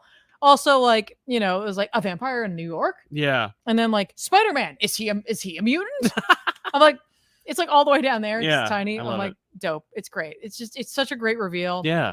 And then next time we see Emma, she's covered in red. And we find out how that happened. Like what happened, right? So she exits the gala, right? And like there's an ambassador with her, and how he's like, you have to give this to us. Like you have to give us the right to resurrect people. Like, you can't just keep this like you gave us a drug that extends life by 5 years, and you have this. Yeah. And she's like, resources are finite for that. Yeah, right. And so no, you can't have that. That's not how this works, right? Yeah. Like, and then he basically is like, you know, like if you say like doesn't work on humans or whatever, but like say that you like you choose not to is like one thing. Yeah. And she turns around to him and she just says over 16 million dead. She's like, that's how many mutants you killed. Right. Like, and so like once every one of those mutants has been resurrected out of the ground, maybe we'll consider trying to find a way to bring humanity back. Right. And I'm like, ouch. And then he behind her as she's leaving goes like, give it to just those of us in power. Right. Because we can convince them that they don't want it or they don't need it. That's fair. And so she's like, I'll present that to the council. I'm like, that's Gillen for you right there. Yeah. Like that is a Gillen like who understands like the ramifications of this coming out. Right. Yeah. Ugh. Then someone douses her in sheep's blood because like her husband had just died in a boating accident last week. And like, she knows that they won't bring him back. Yeah, exactly. Right. So she's like, we cut to the council. Like, so it's after this. And, you know, essentially that like, you know, like, what are we going to do about this offer? And, you know, like if world leaders are interested, like in letting me, like Sinister's like, if they're interested in letting me clone them, like, let's just do it. Who cares? Yeah. Right. Like, you know, like then we'll have something over them. Also, I could put a kill switch in them. Wouldn't that be great? We could just take out the world leadership all at once. Meanwhile, like Xavier's like that's not how like they. Okay, so sorry, hang on. Let me rewind the clock there for a second. Xavier gets a message, and this is the reason I want to bring this up and go into details because I'm just so impressed by Gillen's ability to take this concept and like explore it in depthly in this one issue more than we've seen in the stuff that's come out since it's happened. Which hasn't really been many books, but still like Hellfire Gala, I don't know. But it's like Xavier gets like this just in like a man injected himself with mutant growth hormone and then killed himself because he was very sick. No. And he's like, and Xavier's like, what a foolish man. Like, we can't. That's like, not how this works, right? And like, Exodus is there, and he's just like, we can't be blamed for their stupidity. Like, that's not our fault. And like, Kurt's like, that is true. It's not our fault, but like, we need to have empathy for these, empathy and sympathy for these people, and like, we need to rely on our own humanity for this, right? Which caused a whole stir in the council. But like, I'm like, wow, like, look at like, there's world ramifications going there. People now know that like immortality is on this island. Yeah, and like, if you're a mutant, you can come back. Right. But like, they don't understand all of it, right? Yeah. So meanwhile, they only read the headline. Right. Yeah, exactly. So meanwhile, Emma's like, oh, before we like decide on like, you know, what a PR disaster this could be, like, we need to stop there, and I need to bring something else to the council's attention. She's like, I present to you a memory, or like a psychic memory or whatever, of Scott. Right. And like, can the other psychics confirm this? Exodus and Xavier are like, yep. And then she shows who Dr. Stasis is. Right. And Nathaniel has like a meltdown. Like, he actually doesn't make any joke. Okay, he just vanishes. He has like a pill that like he drops. It's like a smoke bomb, but it's Kirk's broomstone, which smells worse than ever. They make note of that. Then he takes a like a pill that allows him to clone himself. Okay. Like the mutant who I cannot remember his name. I'm like, is it Multiple Man? Yeah, Multiple Man. Yeah. Okay, cool. It is Multiple Man. I'm like, isn't that? It seems too easy. So then they all get an opportunity to punch him. Destiny meets him at the gate and like calls him a coward. He goes through it. Because don't forget, she knows that he has Moira clones. Yeah. So she's afraid he's going to like end it. And he was. Yeah. He's like, okay, I got to go back, figure this out. Because like, no, like there's no original Nathaniel Essex. I'm that. Or like, why would he have a club? Like, that's so stupid. Exactly. But then he hears Destiny in his head. He's like, okay, no, I'll figure this out. So he gives himself up, you know, kind of like upgrades, changes himself a little bit, gives himself up. But then like literally like a beam of light comes down and like zips him away. To where? Who knows? Right? But that's it. I was like, this is such a good issue and such a good follow-up to this. And you have to read it kind of in that order. Otherwise it doesn't really give away anything, but it makes more sense. No, but it doesn't feel, yeah. Gillen's clearly setting up a little bit more of, again, that weight of that information out there. I read it, of course, just in case it tied into Judgment Day coming up. Not really necessarily. But like, I kind of like Sinister having to deal with himself, and it's a Sinister, like, Sinister loves himself. Yes. Right? Dr. Stasis hates Sinister. Hates him. And I'm like, that's interesting. Yeah. Like, that's interesting. He's like, you are an abomination. Yeah. And Sinister's like, I'm great. Right. You're the abomination. I'm like, okay. Cool. Yes. So this one was great for me. 100%. Good times. Yeah. And now I'm going to take a rest. Okay. Well done. That was way too much. Yeah. That was your X-Men hour. That's exciting. I'm sorry. No, it's all right. Because it's like X-Men gave a lot. We had to talk about Hellfire Gala. We had to talk about it. Because that was the biggest one. And like, and they're all connected. And if you didn't want to read Hellfire Gala, but you wanted to like maybe get a better footing for what was going on in Spider-Man, hopefully that also helped you out. Right. It was still fun. Yeah. It was still a fun book. You know, Duggan's a good writer. The Doom thing aside. Again. Yeah. Whatever. It's an oversight. It's an oversight. But you know, I just really liked that issue a little bit better. It was a quieter issue, and I really enjoyed it. Well, it was always fun. Silvery Cricket says, Red Ghost, now Pariah, and once we get a Tempest Fugan, I figure the trifecta of ComicPop's most hated characters will be complete. It's really more like a quadrant because we also have Rokal Zar to contend with. Well, that's on yours. Yeah. For me, people are saying Mojo. Yes, Mojo is the one. Supreme Omega on Batman, it's weird that his comics are usually consistent in quality. Sure, there has been some duds, but never on the same level as Clone Saga or One More Day or Onslaught.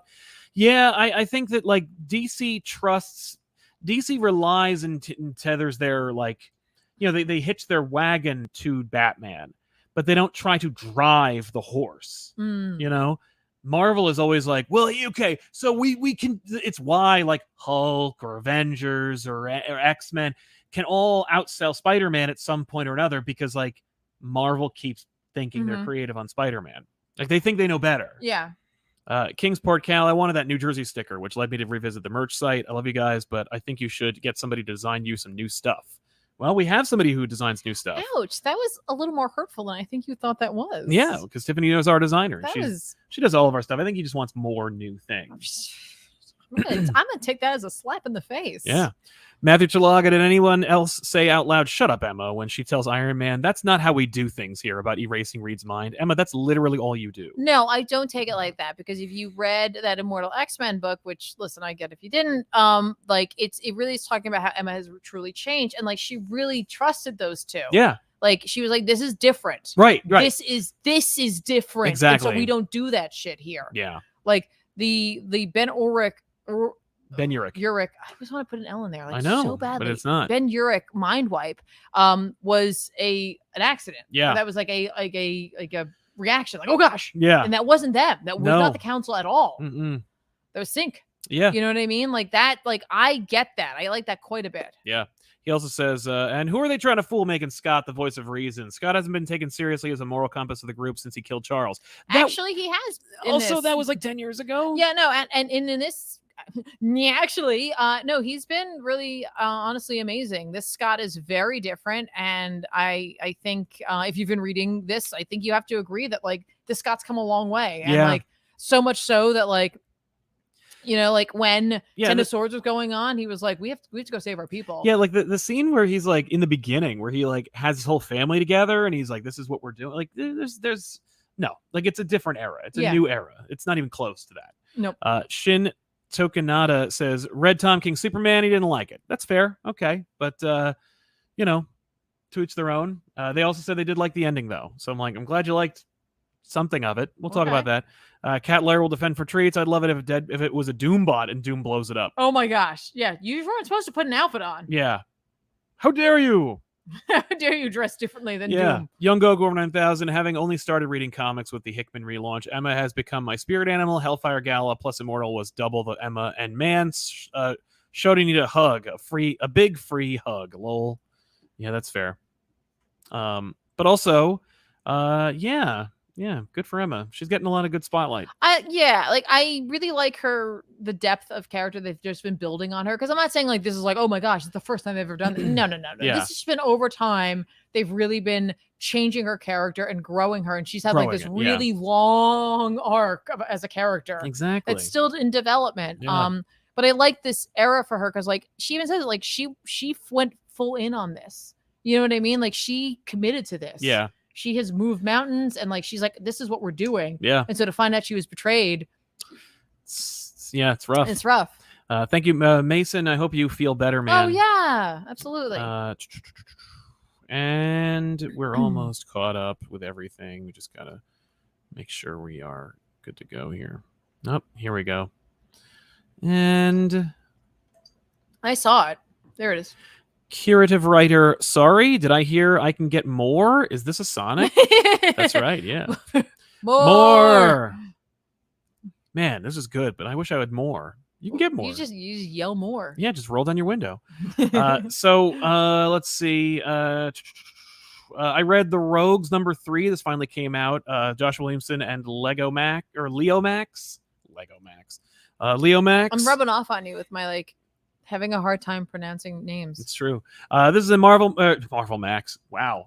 This is a Black Label series. I believe there's only one more issue, but maybe there's 6. I don't remember. I'll have to ask Josh next time I see him. But like, this is a continuation of this like fun out of continuity future story where Leonard Snark from the Captain Cold himself forms the Rogues together to pull off a massive heist. But it's also a character study, and it's about like selfish bastards, and it's like I think it's going to be more like a Dirty Dozen, and it's a lot of fun. It's totally worth reading. The art is hit or miss. It's stylized, so at least when it misses, it's like still part of the aesthetic, and you're like, okay. But yeah, it's interesting. It's fun. It is irreverent, and it's trying to elicit this kind of like pulpy feel of like a. Almost like like a 2000 AD type of book, but like, it's like, look at this like pulpy, like scribbled, dirty book about these shithead people trying to do a shithead thing. Like, yeah, that's fun. Like, you know what? And it's very outside of Williamson's wheelhouse, and it's totally worth checking out if you have the scratch. Also, I love the cover aesthetics; they're so good. They are really good. The covers, I think, honestly, they outshine the heart a little bit, but they still look really cool. Okay. Like the art, it was really befitting of the book. Okay. Daredevil #1, I incorrectly said that this is like a printing of the first issue, which I thought would have been a smart idea. Instead, it's a relaunch. It's another friggin' relaunch of the series because we can't have books go over 26 issues. So it's just, but Chip Zdarsky again could not care less. Yeah, and it's like so funny because they didn't even change the name because obviously it has to stay within the legacy numbering because it's like with Shang-Chi where they're like relaunching, but it's Shang-Chi and the 10 Rings. Yep. Like we're like it's a new thing. Yeah, exactly. But it's not. It's just the same thing. But not. Yeah. So Matt and Elektra are going to like fight the Hand. That's their plan. And we know that the Hand has a new leader and things are getting crazy. So we're going to see like Matt and Frank fight. And it's like, that's coming. That's one cool. day. Okay. And it's like Aaron and Zdarsky working together. Whether they are or not remains to be seen. But there are shots that show you that Punisher. And I'm like, this is really working. By the way, it's written by Chip Zdarsky with art by Rafael De La Torre. I thought it was Chichetto. No. Because he's on the cover. Oh, look at that. Well, why the hell would these people? Well, no. Maybe it's both of them. I think it is. Yeah, Marco Cicchetto and Rafael De La Torre. There we go. Yeah, cover artist. Thank you. But this is a continuation. Matt's leaving New York, and he's taking the opportunity of his the reports of Matt Murdock's death. Oh yes. So he's like, so he's gonna be like, all right, I'm leaving. Matt's dead, so I'm gonna be Daredevil and help and be with Elektra, and have like a new renaissance of hooking up with Elektra and being Daredevil. So that's their plan. They're leaving, but before they do, he wants to wrap things up in New York, and he's leaving things in the hands of his buddy Spider-Man. So it's a fun little like buddy team up book for a minute, which is worth checking out. I would love to see a book called Spider-Man and Daredevil, which there was a Marvel Knights miniseries for a minute, but there should be an ongoing. And Chip Zdarsky could totally write that. I would love to see that. Are you kidding me? Spidey and Daredevil. But this is who would you put on art? Would you do Chichetto? You just mix it up. You mix it up. You mix it up. Oh yeah, that's right. But it was really cool to see. And in the end, Matt tells Spidey who he is, because Matt doesn't know, Spidey doesn't know. And in fact, it's one of those weird times where neither of them knew who each other was. When, of course, for the longest time since like the 70s, they have both known who each other is. So in this case, Matt tells Pete who he is. And Pete's like, hey, oh my God, Matt, holy crap, man, your brother's dead. Like, that must be horrible for you. Like, I'm so sorry. I can't tell you who I am. And Matt's like, that's okay. I get it. And I'm like, that's fun. So that's good. All good stuff. Okay. We have the whole like setup with Butch, which I think is really cool because like Matt impersonates Mike to meet with Butch. And he's like, okay. And so Butch tells him everything that happened. Like the Kingpin isn't dead. He's gone on the run. I'm supposed to be Kingpin. And Mike and Matt as Mike is like, you idiot. And then they try to take him down. It's great. It's really good stuff. And it's setting up like there's going to be, I guess like the future is going to be like watching Elektra and Matt like do their thing. Yeah. Okay. So I hope it goes well. I don't know where this book is going, but again, it's just a continuation of the last run. Okay. Without any step. There's no skips. You miss nothing. So if you liked Zdarsky's Daredevil, you should enjoy this as well because it's still great. So awesome. Go ahead and read that. I read. And you get a bonus Spidey for at least a little bit. You get a little more. You get a little more Zdarsky Spidey for your book, okay. which is always a good thing. Plus Cicchetto drawing Spider-Man, which is awesome as well. Yes. I read Savage Avengers #3 by David Pepose, and I don't know who the artist is because the thing isn't loading, but I will say that the book is good. I enjoyed it. It's fun. Watch the team coalesce, fight Deathlock. Thulsa Doom is back, and they're all in the Hyborian age, and they're all dealing with him. And there's a big crazy reveal because, of course, like whenever anybody writes about Deathlock, they're relying on you remembering Deathlock like as a character, but actually like we haven't seen that character in forever, and so Deathlocks are just dead corpses that are reanimated and made into like soldiers, and this is no exception. And the last page reveal, I'm not going to spoil it for you, but this Deathlock is somebody, and he like finds his humanity and remembers who he is, and it's like, what? All right, I'm looking. And that was fun. I was like, oh, this is a fun book. Like the Pepos does a nice job of just kind of like giving you an unassuming series that it's like, oh, here's a bunch of random characters, Cloak, Dagger, Weapon H, all that stuff, and you're like, okay. I mean, they're playing off each other well. Flash Thompson, all that stuff. It's fun. This finally like really coalesced, and also to have like a big surprise at the end. It's like, whoa, I didn't see that coming at all. And where it goes, who knows? It's good stuff. So definitely check that out as well. Dark Crisis. Wait, is that your last one? This is my last. I think that's the one everyone wants to hear about. So let me talk about the AXE. Oh yeah, Eve of Judgment. Right, I forgot about that. Book number 1, written by Kieran Gillen with art by Pascal Ferry. Oh yeah. And colors by Dean White. So this book, listen, like, if you're going to be into this event, you might want to check this out. But otherwise, like, I'm sure you're going to be fine just grabbing number 1 when it comes out this week. In the back of this book, there is a ridiculously scary checklist. Yeah. All right, folks, it is scary AF. And listen, if you're interested, I'm going to be reading most of these because a lot of these things are going to be directly tied into X-Men. So we're going to get through it together, everybody. We are going to get through this together if you care at all. The only reason I care about it is because I think Kieran Gillen is a good storyteller. And that does that guarantee a good event? No, it doesn't. No, it does not at all. But I am interested at least to see what he'll do with it. Oh, totally. And I'm hoping that we'll get some really good character development and good character moments for people, because I think that's really where he shines the most. And like, he gets a lot in terms of understanding motivations and understanding lore for characters, and we are dealing with some deep lore for a few of these groups, right? And like, I think he's gonna, knowing him and like at least knowing some of his works, his ability to just kind of pull things together and trying to make it cohesive, that's what I'm hoping for. I don't know how much of this is not like some decompression though, because when you look at this, it's insane. But it is doing one of those things, however, where we have like Eve of Judgment, Judgment Day 1, Judgment Day 2. We are doing that, but then we're going to have a Judgment Day Omega, like a finish up. Okay, they like those Omega issues. November should be when we see the Omega to this, right? We'll see if what sort of delays we get from this. I don't know what the response to this is going to be. I don't know what event fatigue is going to be like. To see a list like this, though, is kind of like, oh, you're really so you can totally read just the main series, I'm sure. No doubt. For me, most of these I'm going to be reading anyway, just because, again, they're tied into X-Men. So if you're reading X-Men, some of your books are going to get hijacked here a little bit. Immortal X-Men, number 5, X-Men Red.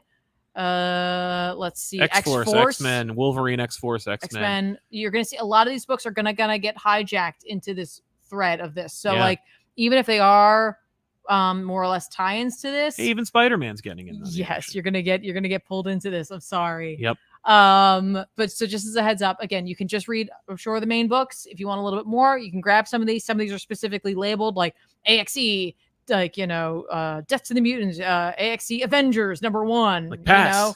Yeah, that's totally up to you. But if you're not interested in the event might find you anyway. Yeah. Just giving you a heads up. But again, Gillen's not writing all of it, I'm sure. So that's the no other doubt thing. He won't be. I can only tell you, I have faith in him as a writer, just in general. This is just kind of like, hey, listen, maybe you didn't read Eternals. You probably didn't read Eternals. So you're going to kind of be like, why the hell do the Eternals give a crap at all about the X-Men? Right. Because that's the key here, folks.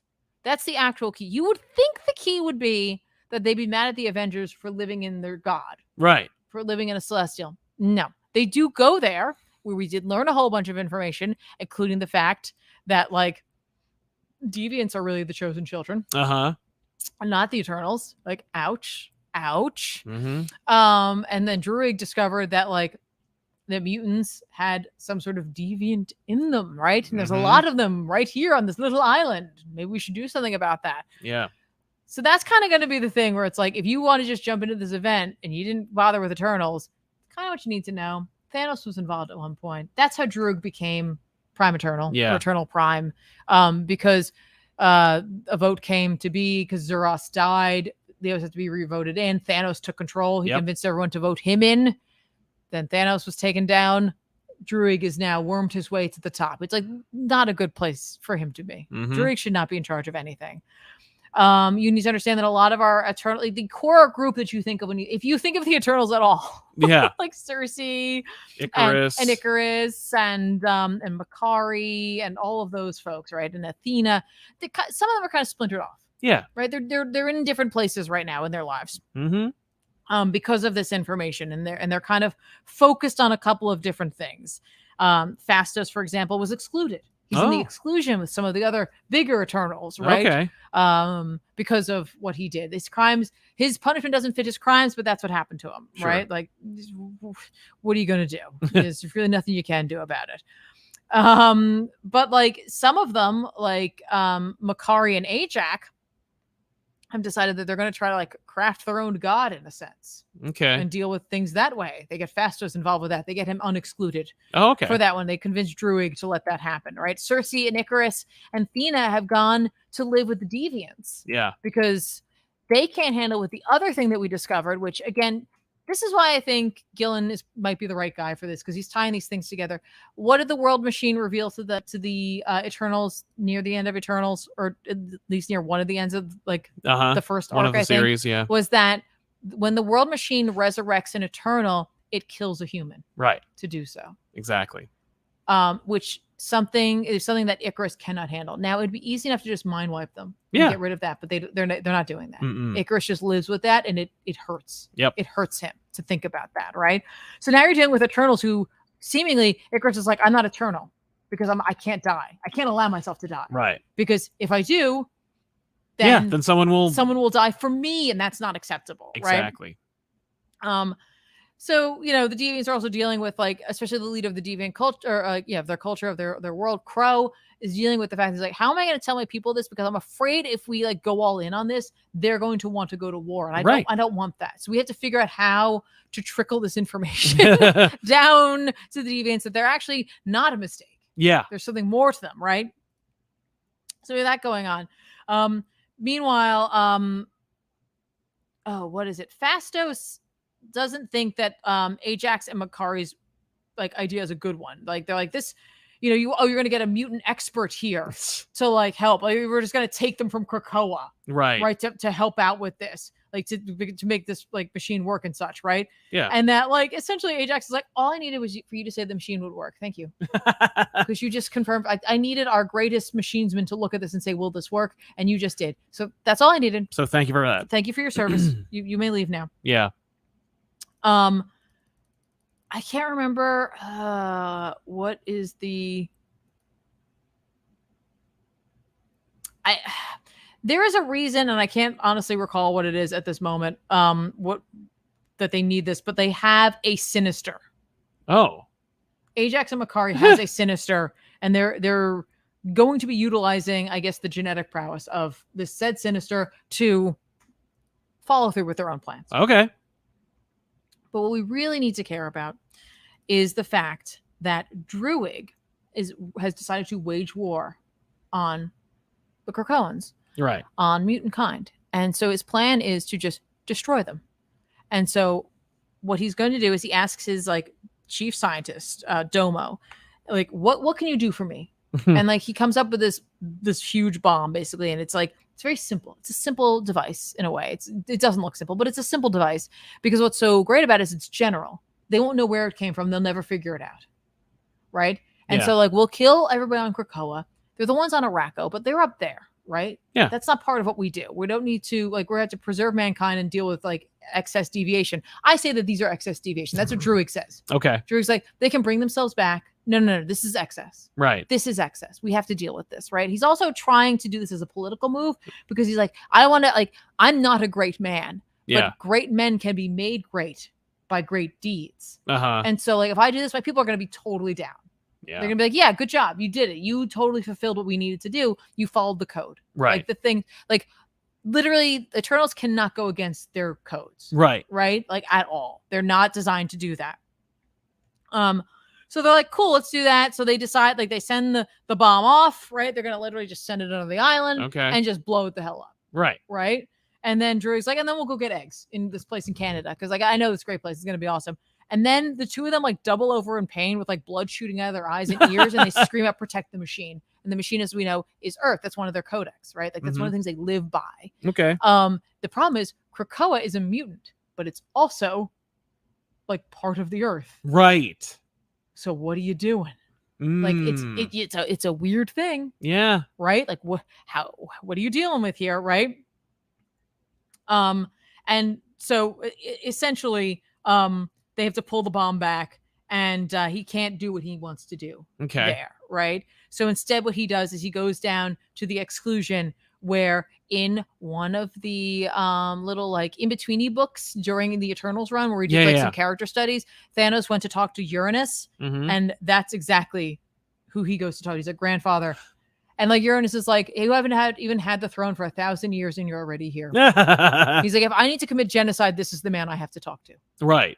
And I'm like, okay.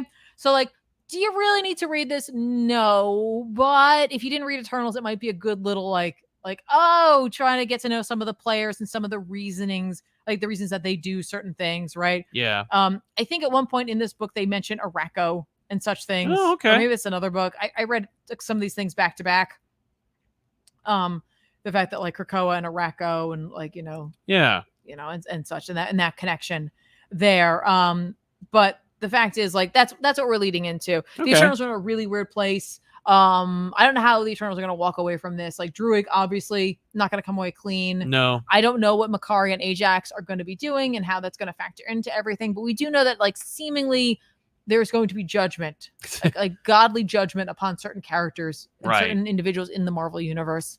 At least that's what I thought the pitch was. That sounds like it. I don't know if it's going to be based on the god that they create. That right? Like, no. It's got to be for everybody. Let's see what happens here. No, it's probably not a good idea. And then of course you have Druig, who's just like, I gotta be popular with my people, and how will I do that? By destroying Krakoa and all the mutants. I gotta figure out how to do this. See how it goes. You I need a workaround here, and what workaround will that be? I'll ask my grandfather. Right. Okay. Who like got along a little too well with Thanos. Yeah. So I just wanted to bring that to your attention that came out, and like I was definitely going to read it. The other thing about this book, I will warn you, I'm not a big fan of the artwork in this. It felt a little rushed and unfinished. Nothing against the artist and the colorist. It wasn't a good pairing. It seemed more like sketches that weren't finished. There were like times where you saw lines. It wasn't for me. It is only like a pre-issue. Yeah, so you can still skip it is part of a big event. Yeah. And I'm kind of like, ouch. Yeah. Not feeling the strength right now, but you know what? Issue 1 is going to launch on Wednesday. Right. So that's the one I think to judge it by. Okay. All right, cool.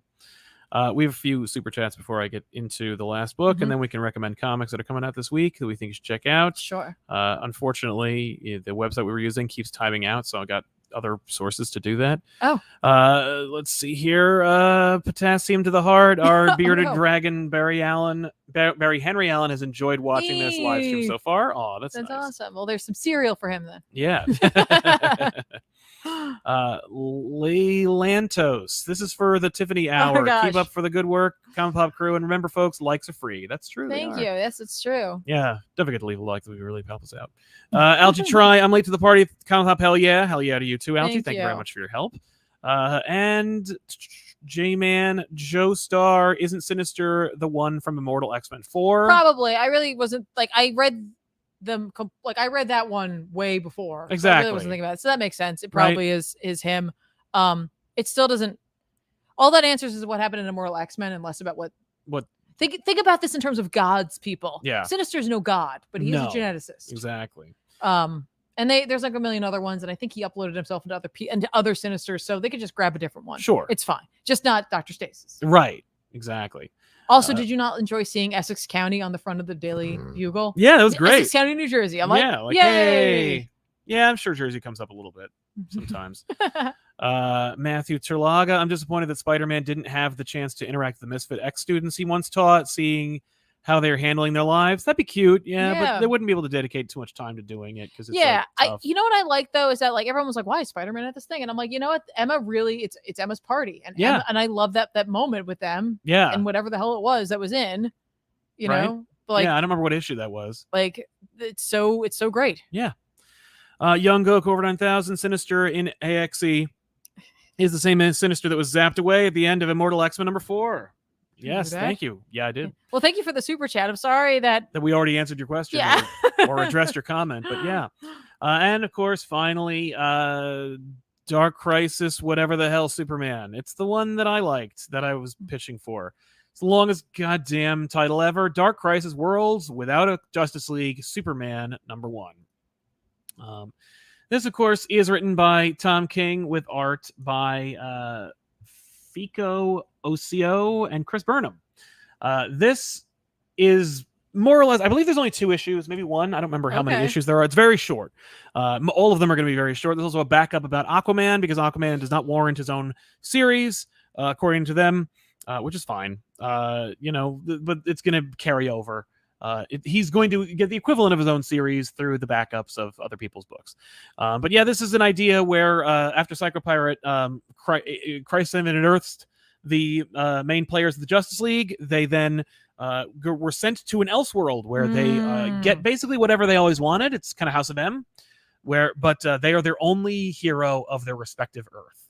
So Superman is on his Earth with what he wanted as his own hero, without a Justice League, without a memory of a Justice League, without anything. He's Superman on this Earth. So in this particular story, the idea is what Superman always wanted is to watch John grow up.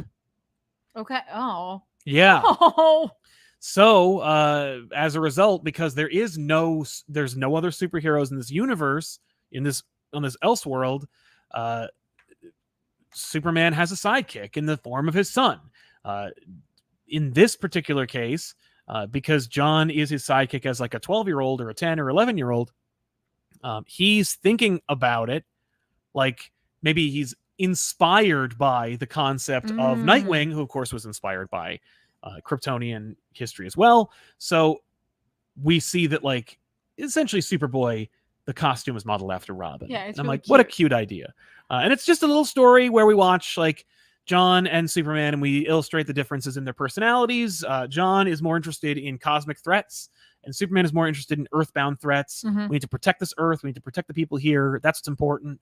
John keeps hearing these screaming from far off into space, and it's believed to be part of like this war with Apocalypse and Darkseid, and he needs to help. He's like, why aren't we helping? And Superman's like, they don't know about us, and we need to protect this Earth. And John goes out and he like causes trouble and gets on Orion's radar, and it becomes this whole thing. And now like they are aware of Earth, and there's just this whole like you're watching John and Superman like grow apart as men, but you're watching like the formation of John's personality through the years of being Superboy. Right. And it's cool. It's like, and Lois hasn't been written this real in a long, long time. I love this portrayal of Lois. I'm really enjoying this portrayal of John, the John that grows into the teenager of John, who gets like a dope Superman super cycle that he gets to drive around the galaxy, because like basically John's like, I'm leaving. You can't stop me from leaving. So like one day I'm gonna go, and like, so I'll be the Superman of space and fight this war, and you'll stay here and protect Earth. So 2 Supermen doing each of their respective thing, representing the thing that makes them the kind of Superman they are. Right. And it was really just, I think it was delightful. It was well written, and the art was really fun. It was very different, kind of evoking the like Quitely style, but it was Burnham. Good stuff. I gotta say, good for him, because it's like it's really easy to just think that, like, because we've seen it before with like the Black Mercy, like, to just show him what it would be like if Krypton didn't explode. You're right, exactly. What I mean? It'd be so easy to just rest back on those laurels and like retell that story, but like no, King does something different, and like that's cool. That's right. So it's just I highly recommend the book. It's just it's its own universe. It's its own like Elseworld. Also, I think King just has a thing for super powered beings in space. Yeah. Oh yeah. He can't help himself. But John like doing this thing where he's like going to go into space and fight this war. It's like he's going off. He's going into the world. He's going to take. And the King, of course, has some like beautiful dialogue that explains that illustrates the difference between what it's like to have a son and to like to grow, and it's like watching kids, like watching this person we made like try and figure it out, into like trying to figure everything out, only for us to know that there is no figuring it out. Like, just really, really, really insightful and fun. I hope the rest are like this. I don't remember what the Batman one is, but I'm excited to see it. I love these pitches, and I'm excited that, like, again, like, it's this weird Dark Crisis that has all these tie-ins, but like, and King isn't writing it, but like he got to put his spin on it. Like, here's my little here's what Superman was up to during that. And like, I'm excited to see all the different creators give their spin. The Aquaman book inside is also like, it's excellent looking and it's crazy, but like, because it's like, what if Aquaman and Mera were the only ones? What if there is no other superhero in a world where it's just freaking Aquaman? Neat idea. Loved it. So check that out if you haven't already. It's really awesome. Dope. So let's jump into those super chats, and then we will wrap it up. Oh, no, that's it. So now let's recommend some comics that are coming out this week that we think you should check out. Comixology, we talked about this. Somebody asked about how you were able to, if you were able to buy it through the app. You were not? No, I was not. So don't worry. You can't. But if you are still on the Comixology bandwagon in any way, if it's the only way you can get your comics, or it's the only thing that's feasible for you, which I think is the only way you can do it. Like, the fact is, for some people, it's like either you don't have access to a local comic book store, or you don't have the room to store your comics. Exactly. So it's like, listen, you might hear us like complain about it, but I still like using Comixology, right? My biggest problem was a lot of things. Most recently, that like Sal and I have a shared gift card because it was one account, and like, what was I going to do about that? So like, I went out of my way today, and like I said, I did all the math on the books I was going to buy, and I shoved it on there, and then I bought my books, right? Yeah. How did I buy my books? I do it all on my phone still. But what I do is I have to open a browser up and go and like, I just search Comixology, and it shows up as like the Amazon Kindle store. I get my books that way. It does the one-click purchase, and then I go into the app to read them. Yeah. It is a silly process, but if that's what, like, the only way you can do it, and you like reading on your phone, or you like having your comics with you if you've got to travel someplace, it's still the best option for you. Unfortunately, it's just you have to go through a lot more hoops to make it work. Yes, that's true. Ray Farr asked us about our Ms. Marvel thoughts. I forgot about that. It's a good series. We really enjoyed it. The last 2 episodes, the flashback episode was fun, but like, didn't need it. It's like the Stranger Things pilot. Like, it's not really a pilot, but it was just like, okay, here's some more context. It was sweet. But it's sweet, and it was well made. Yeah, it was sweet. Everything looks great in that. The pacing in the last 2 episodes was a little weird. Yes. Little weird for me. But overall, like, I love the heart of that show so much.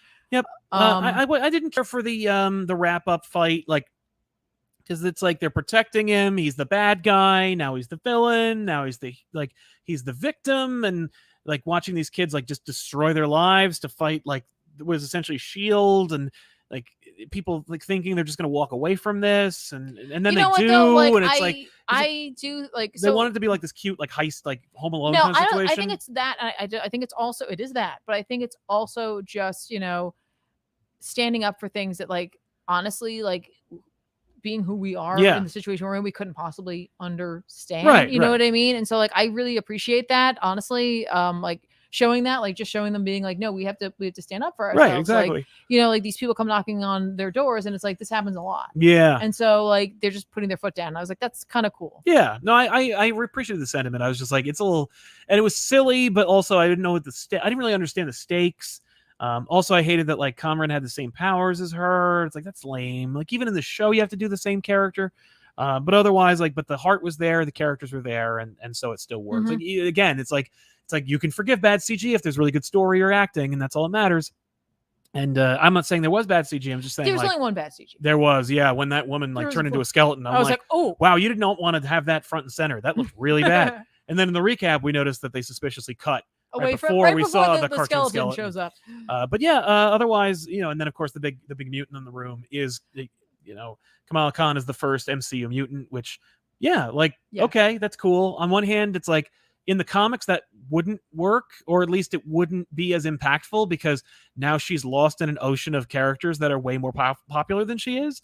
Like, I remember, like, I can imagine Kitty Pryde or Jubilee or whoever just being like, oh boy, I remember when I was the young new mutant. And it's like, if Kamala had been introduced as a mutant, it wouldn't have worked. Yeah. But because she was an Inhuman, she was like forced to be like original. Yeah. And so good for her. But now in the MCU, for her being the first mutant, or at least the first mutant for us, that gives her distinction. Yeah, no, I agree. And just going back to the flashback episode and some of that, like I kind of liked it too because like they snuck a history lesson in there. They did, yeah. Like I kind of dug that. Like they're like in a good way, like way to go. You're gonna learn, but like you're not really paying attention. Like you're not gonna like realize that you're necessarily getting that. Yeah, I was like, that's cool. It's true.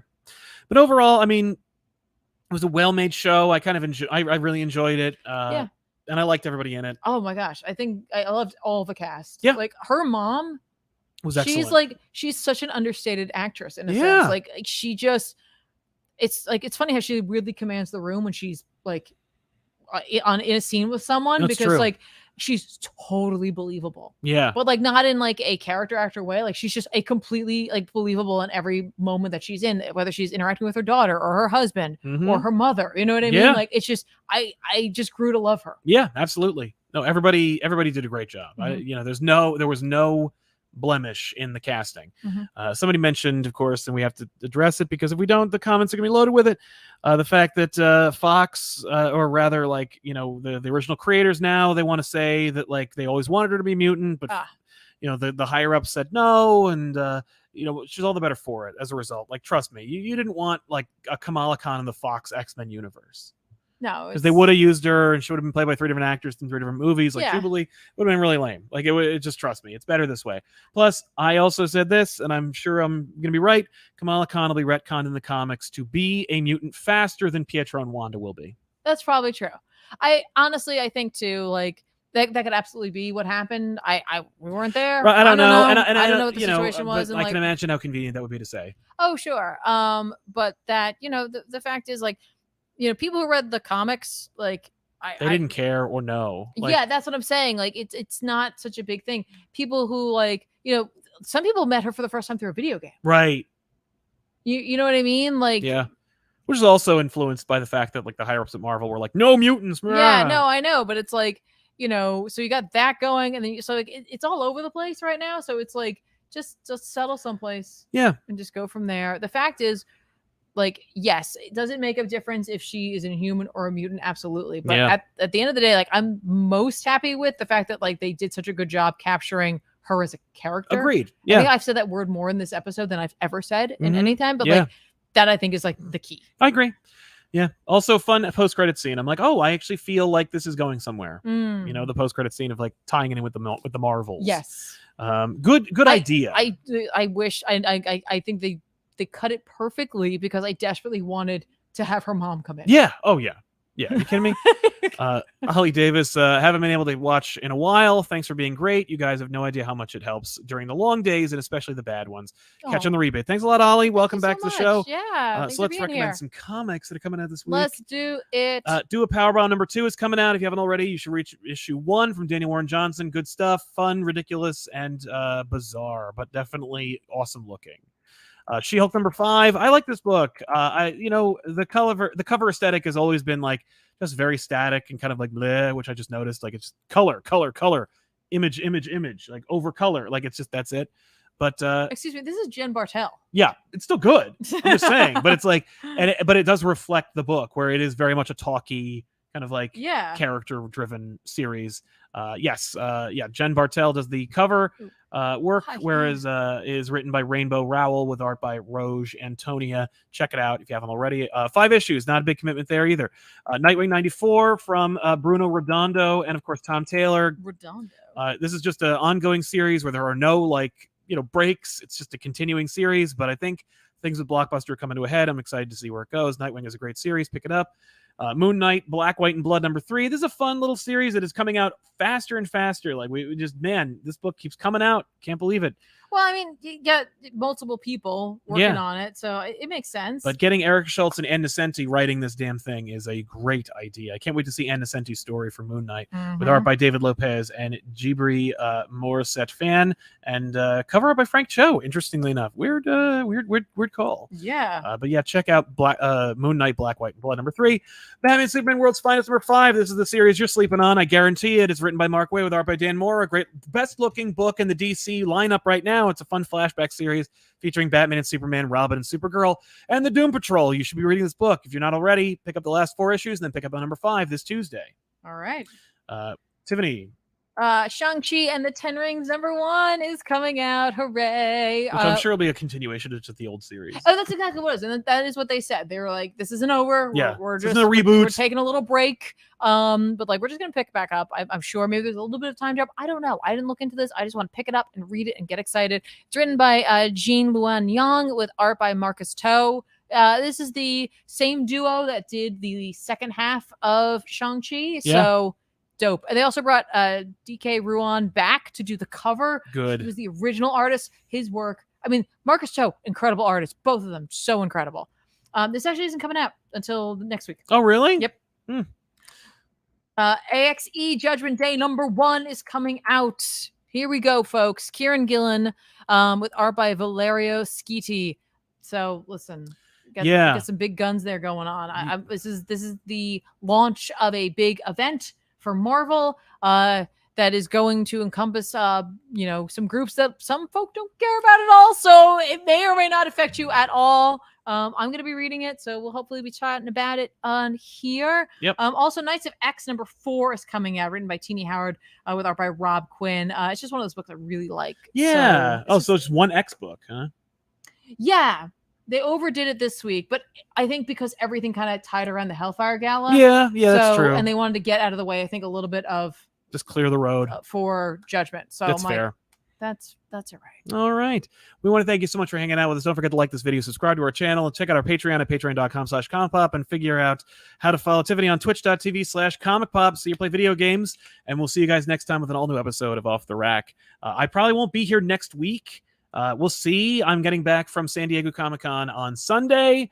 If I am not jet lagged, we will probably continue to do it on Monday, where I'll do a wrap up. We'll see. Otherwise, but more importantly, there's going to be a special episode of Elseworlds Exchange this week, and we want to know what you want to see Tiffany talk about, because I won't be here. I'm going to be in San Diego. So what episode of Elseworlds Exchange would you like Tiffany to do on Friday? Let us know, and hopefully you will check that episode out. I think it's going to be live, right? Put it in the comments down below. Don't put it in the chat, because we can't check it's going to be lost. But go into the comments. You got to go in the comments. And let us know what you think Elseworlds should be about this Friday. What do you want to see Tiffany talk about? Because we're trying to come up with some ideas. We don't know. We got nothing, so we're going to turn to you guys, because you're smarter than us. You are. Thank you so much, and we'll see you guys next time. I'm Sal. I'm Tiffany. So long, everybody. Bye.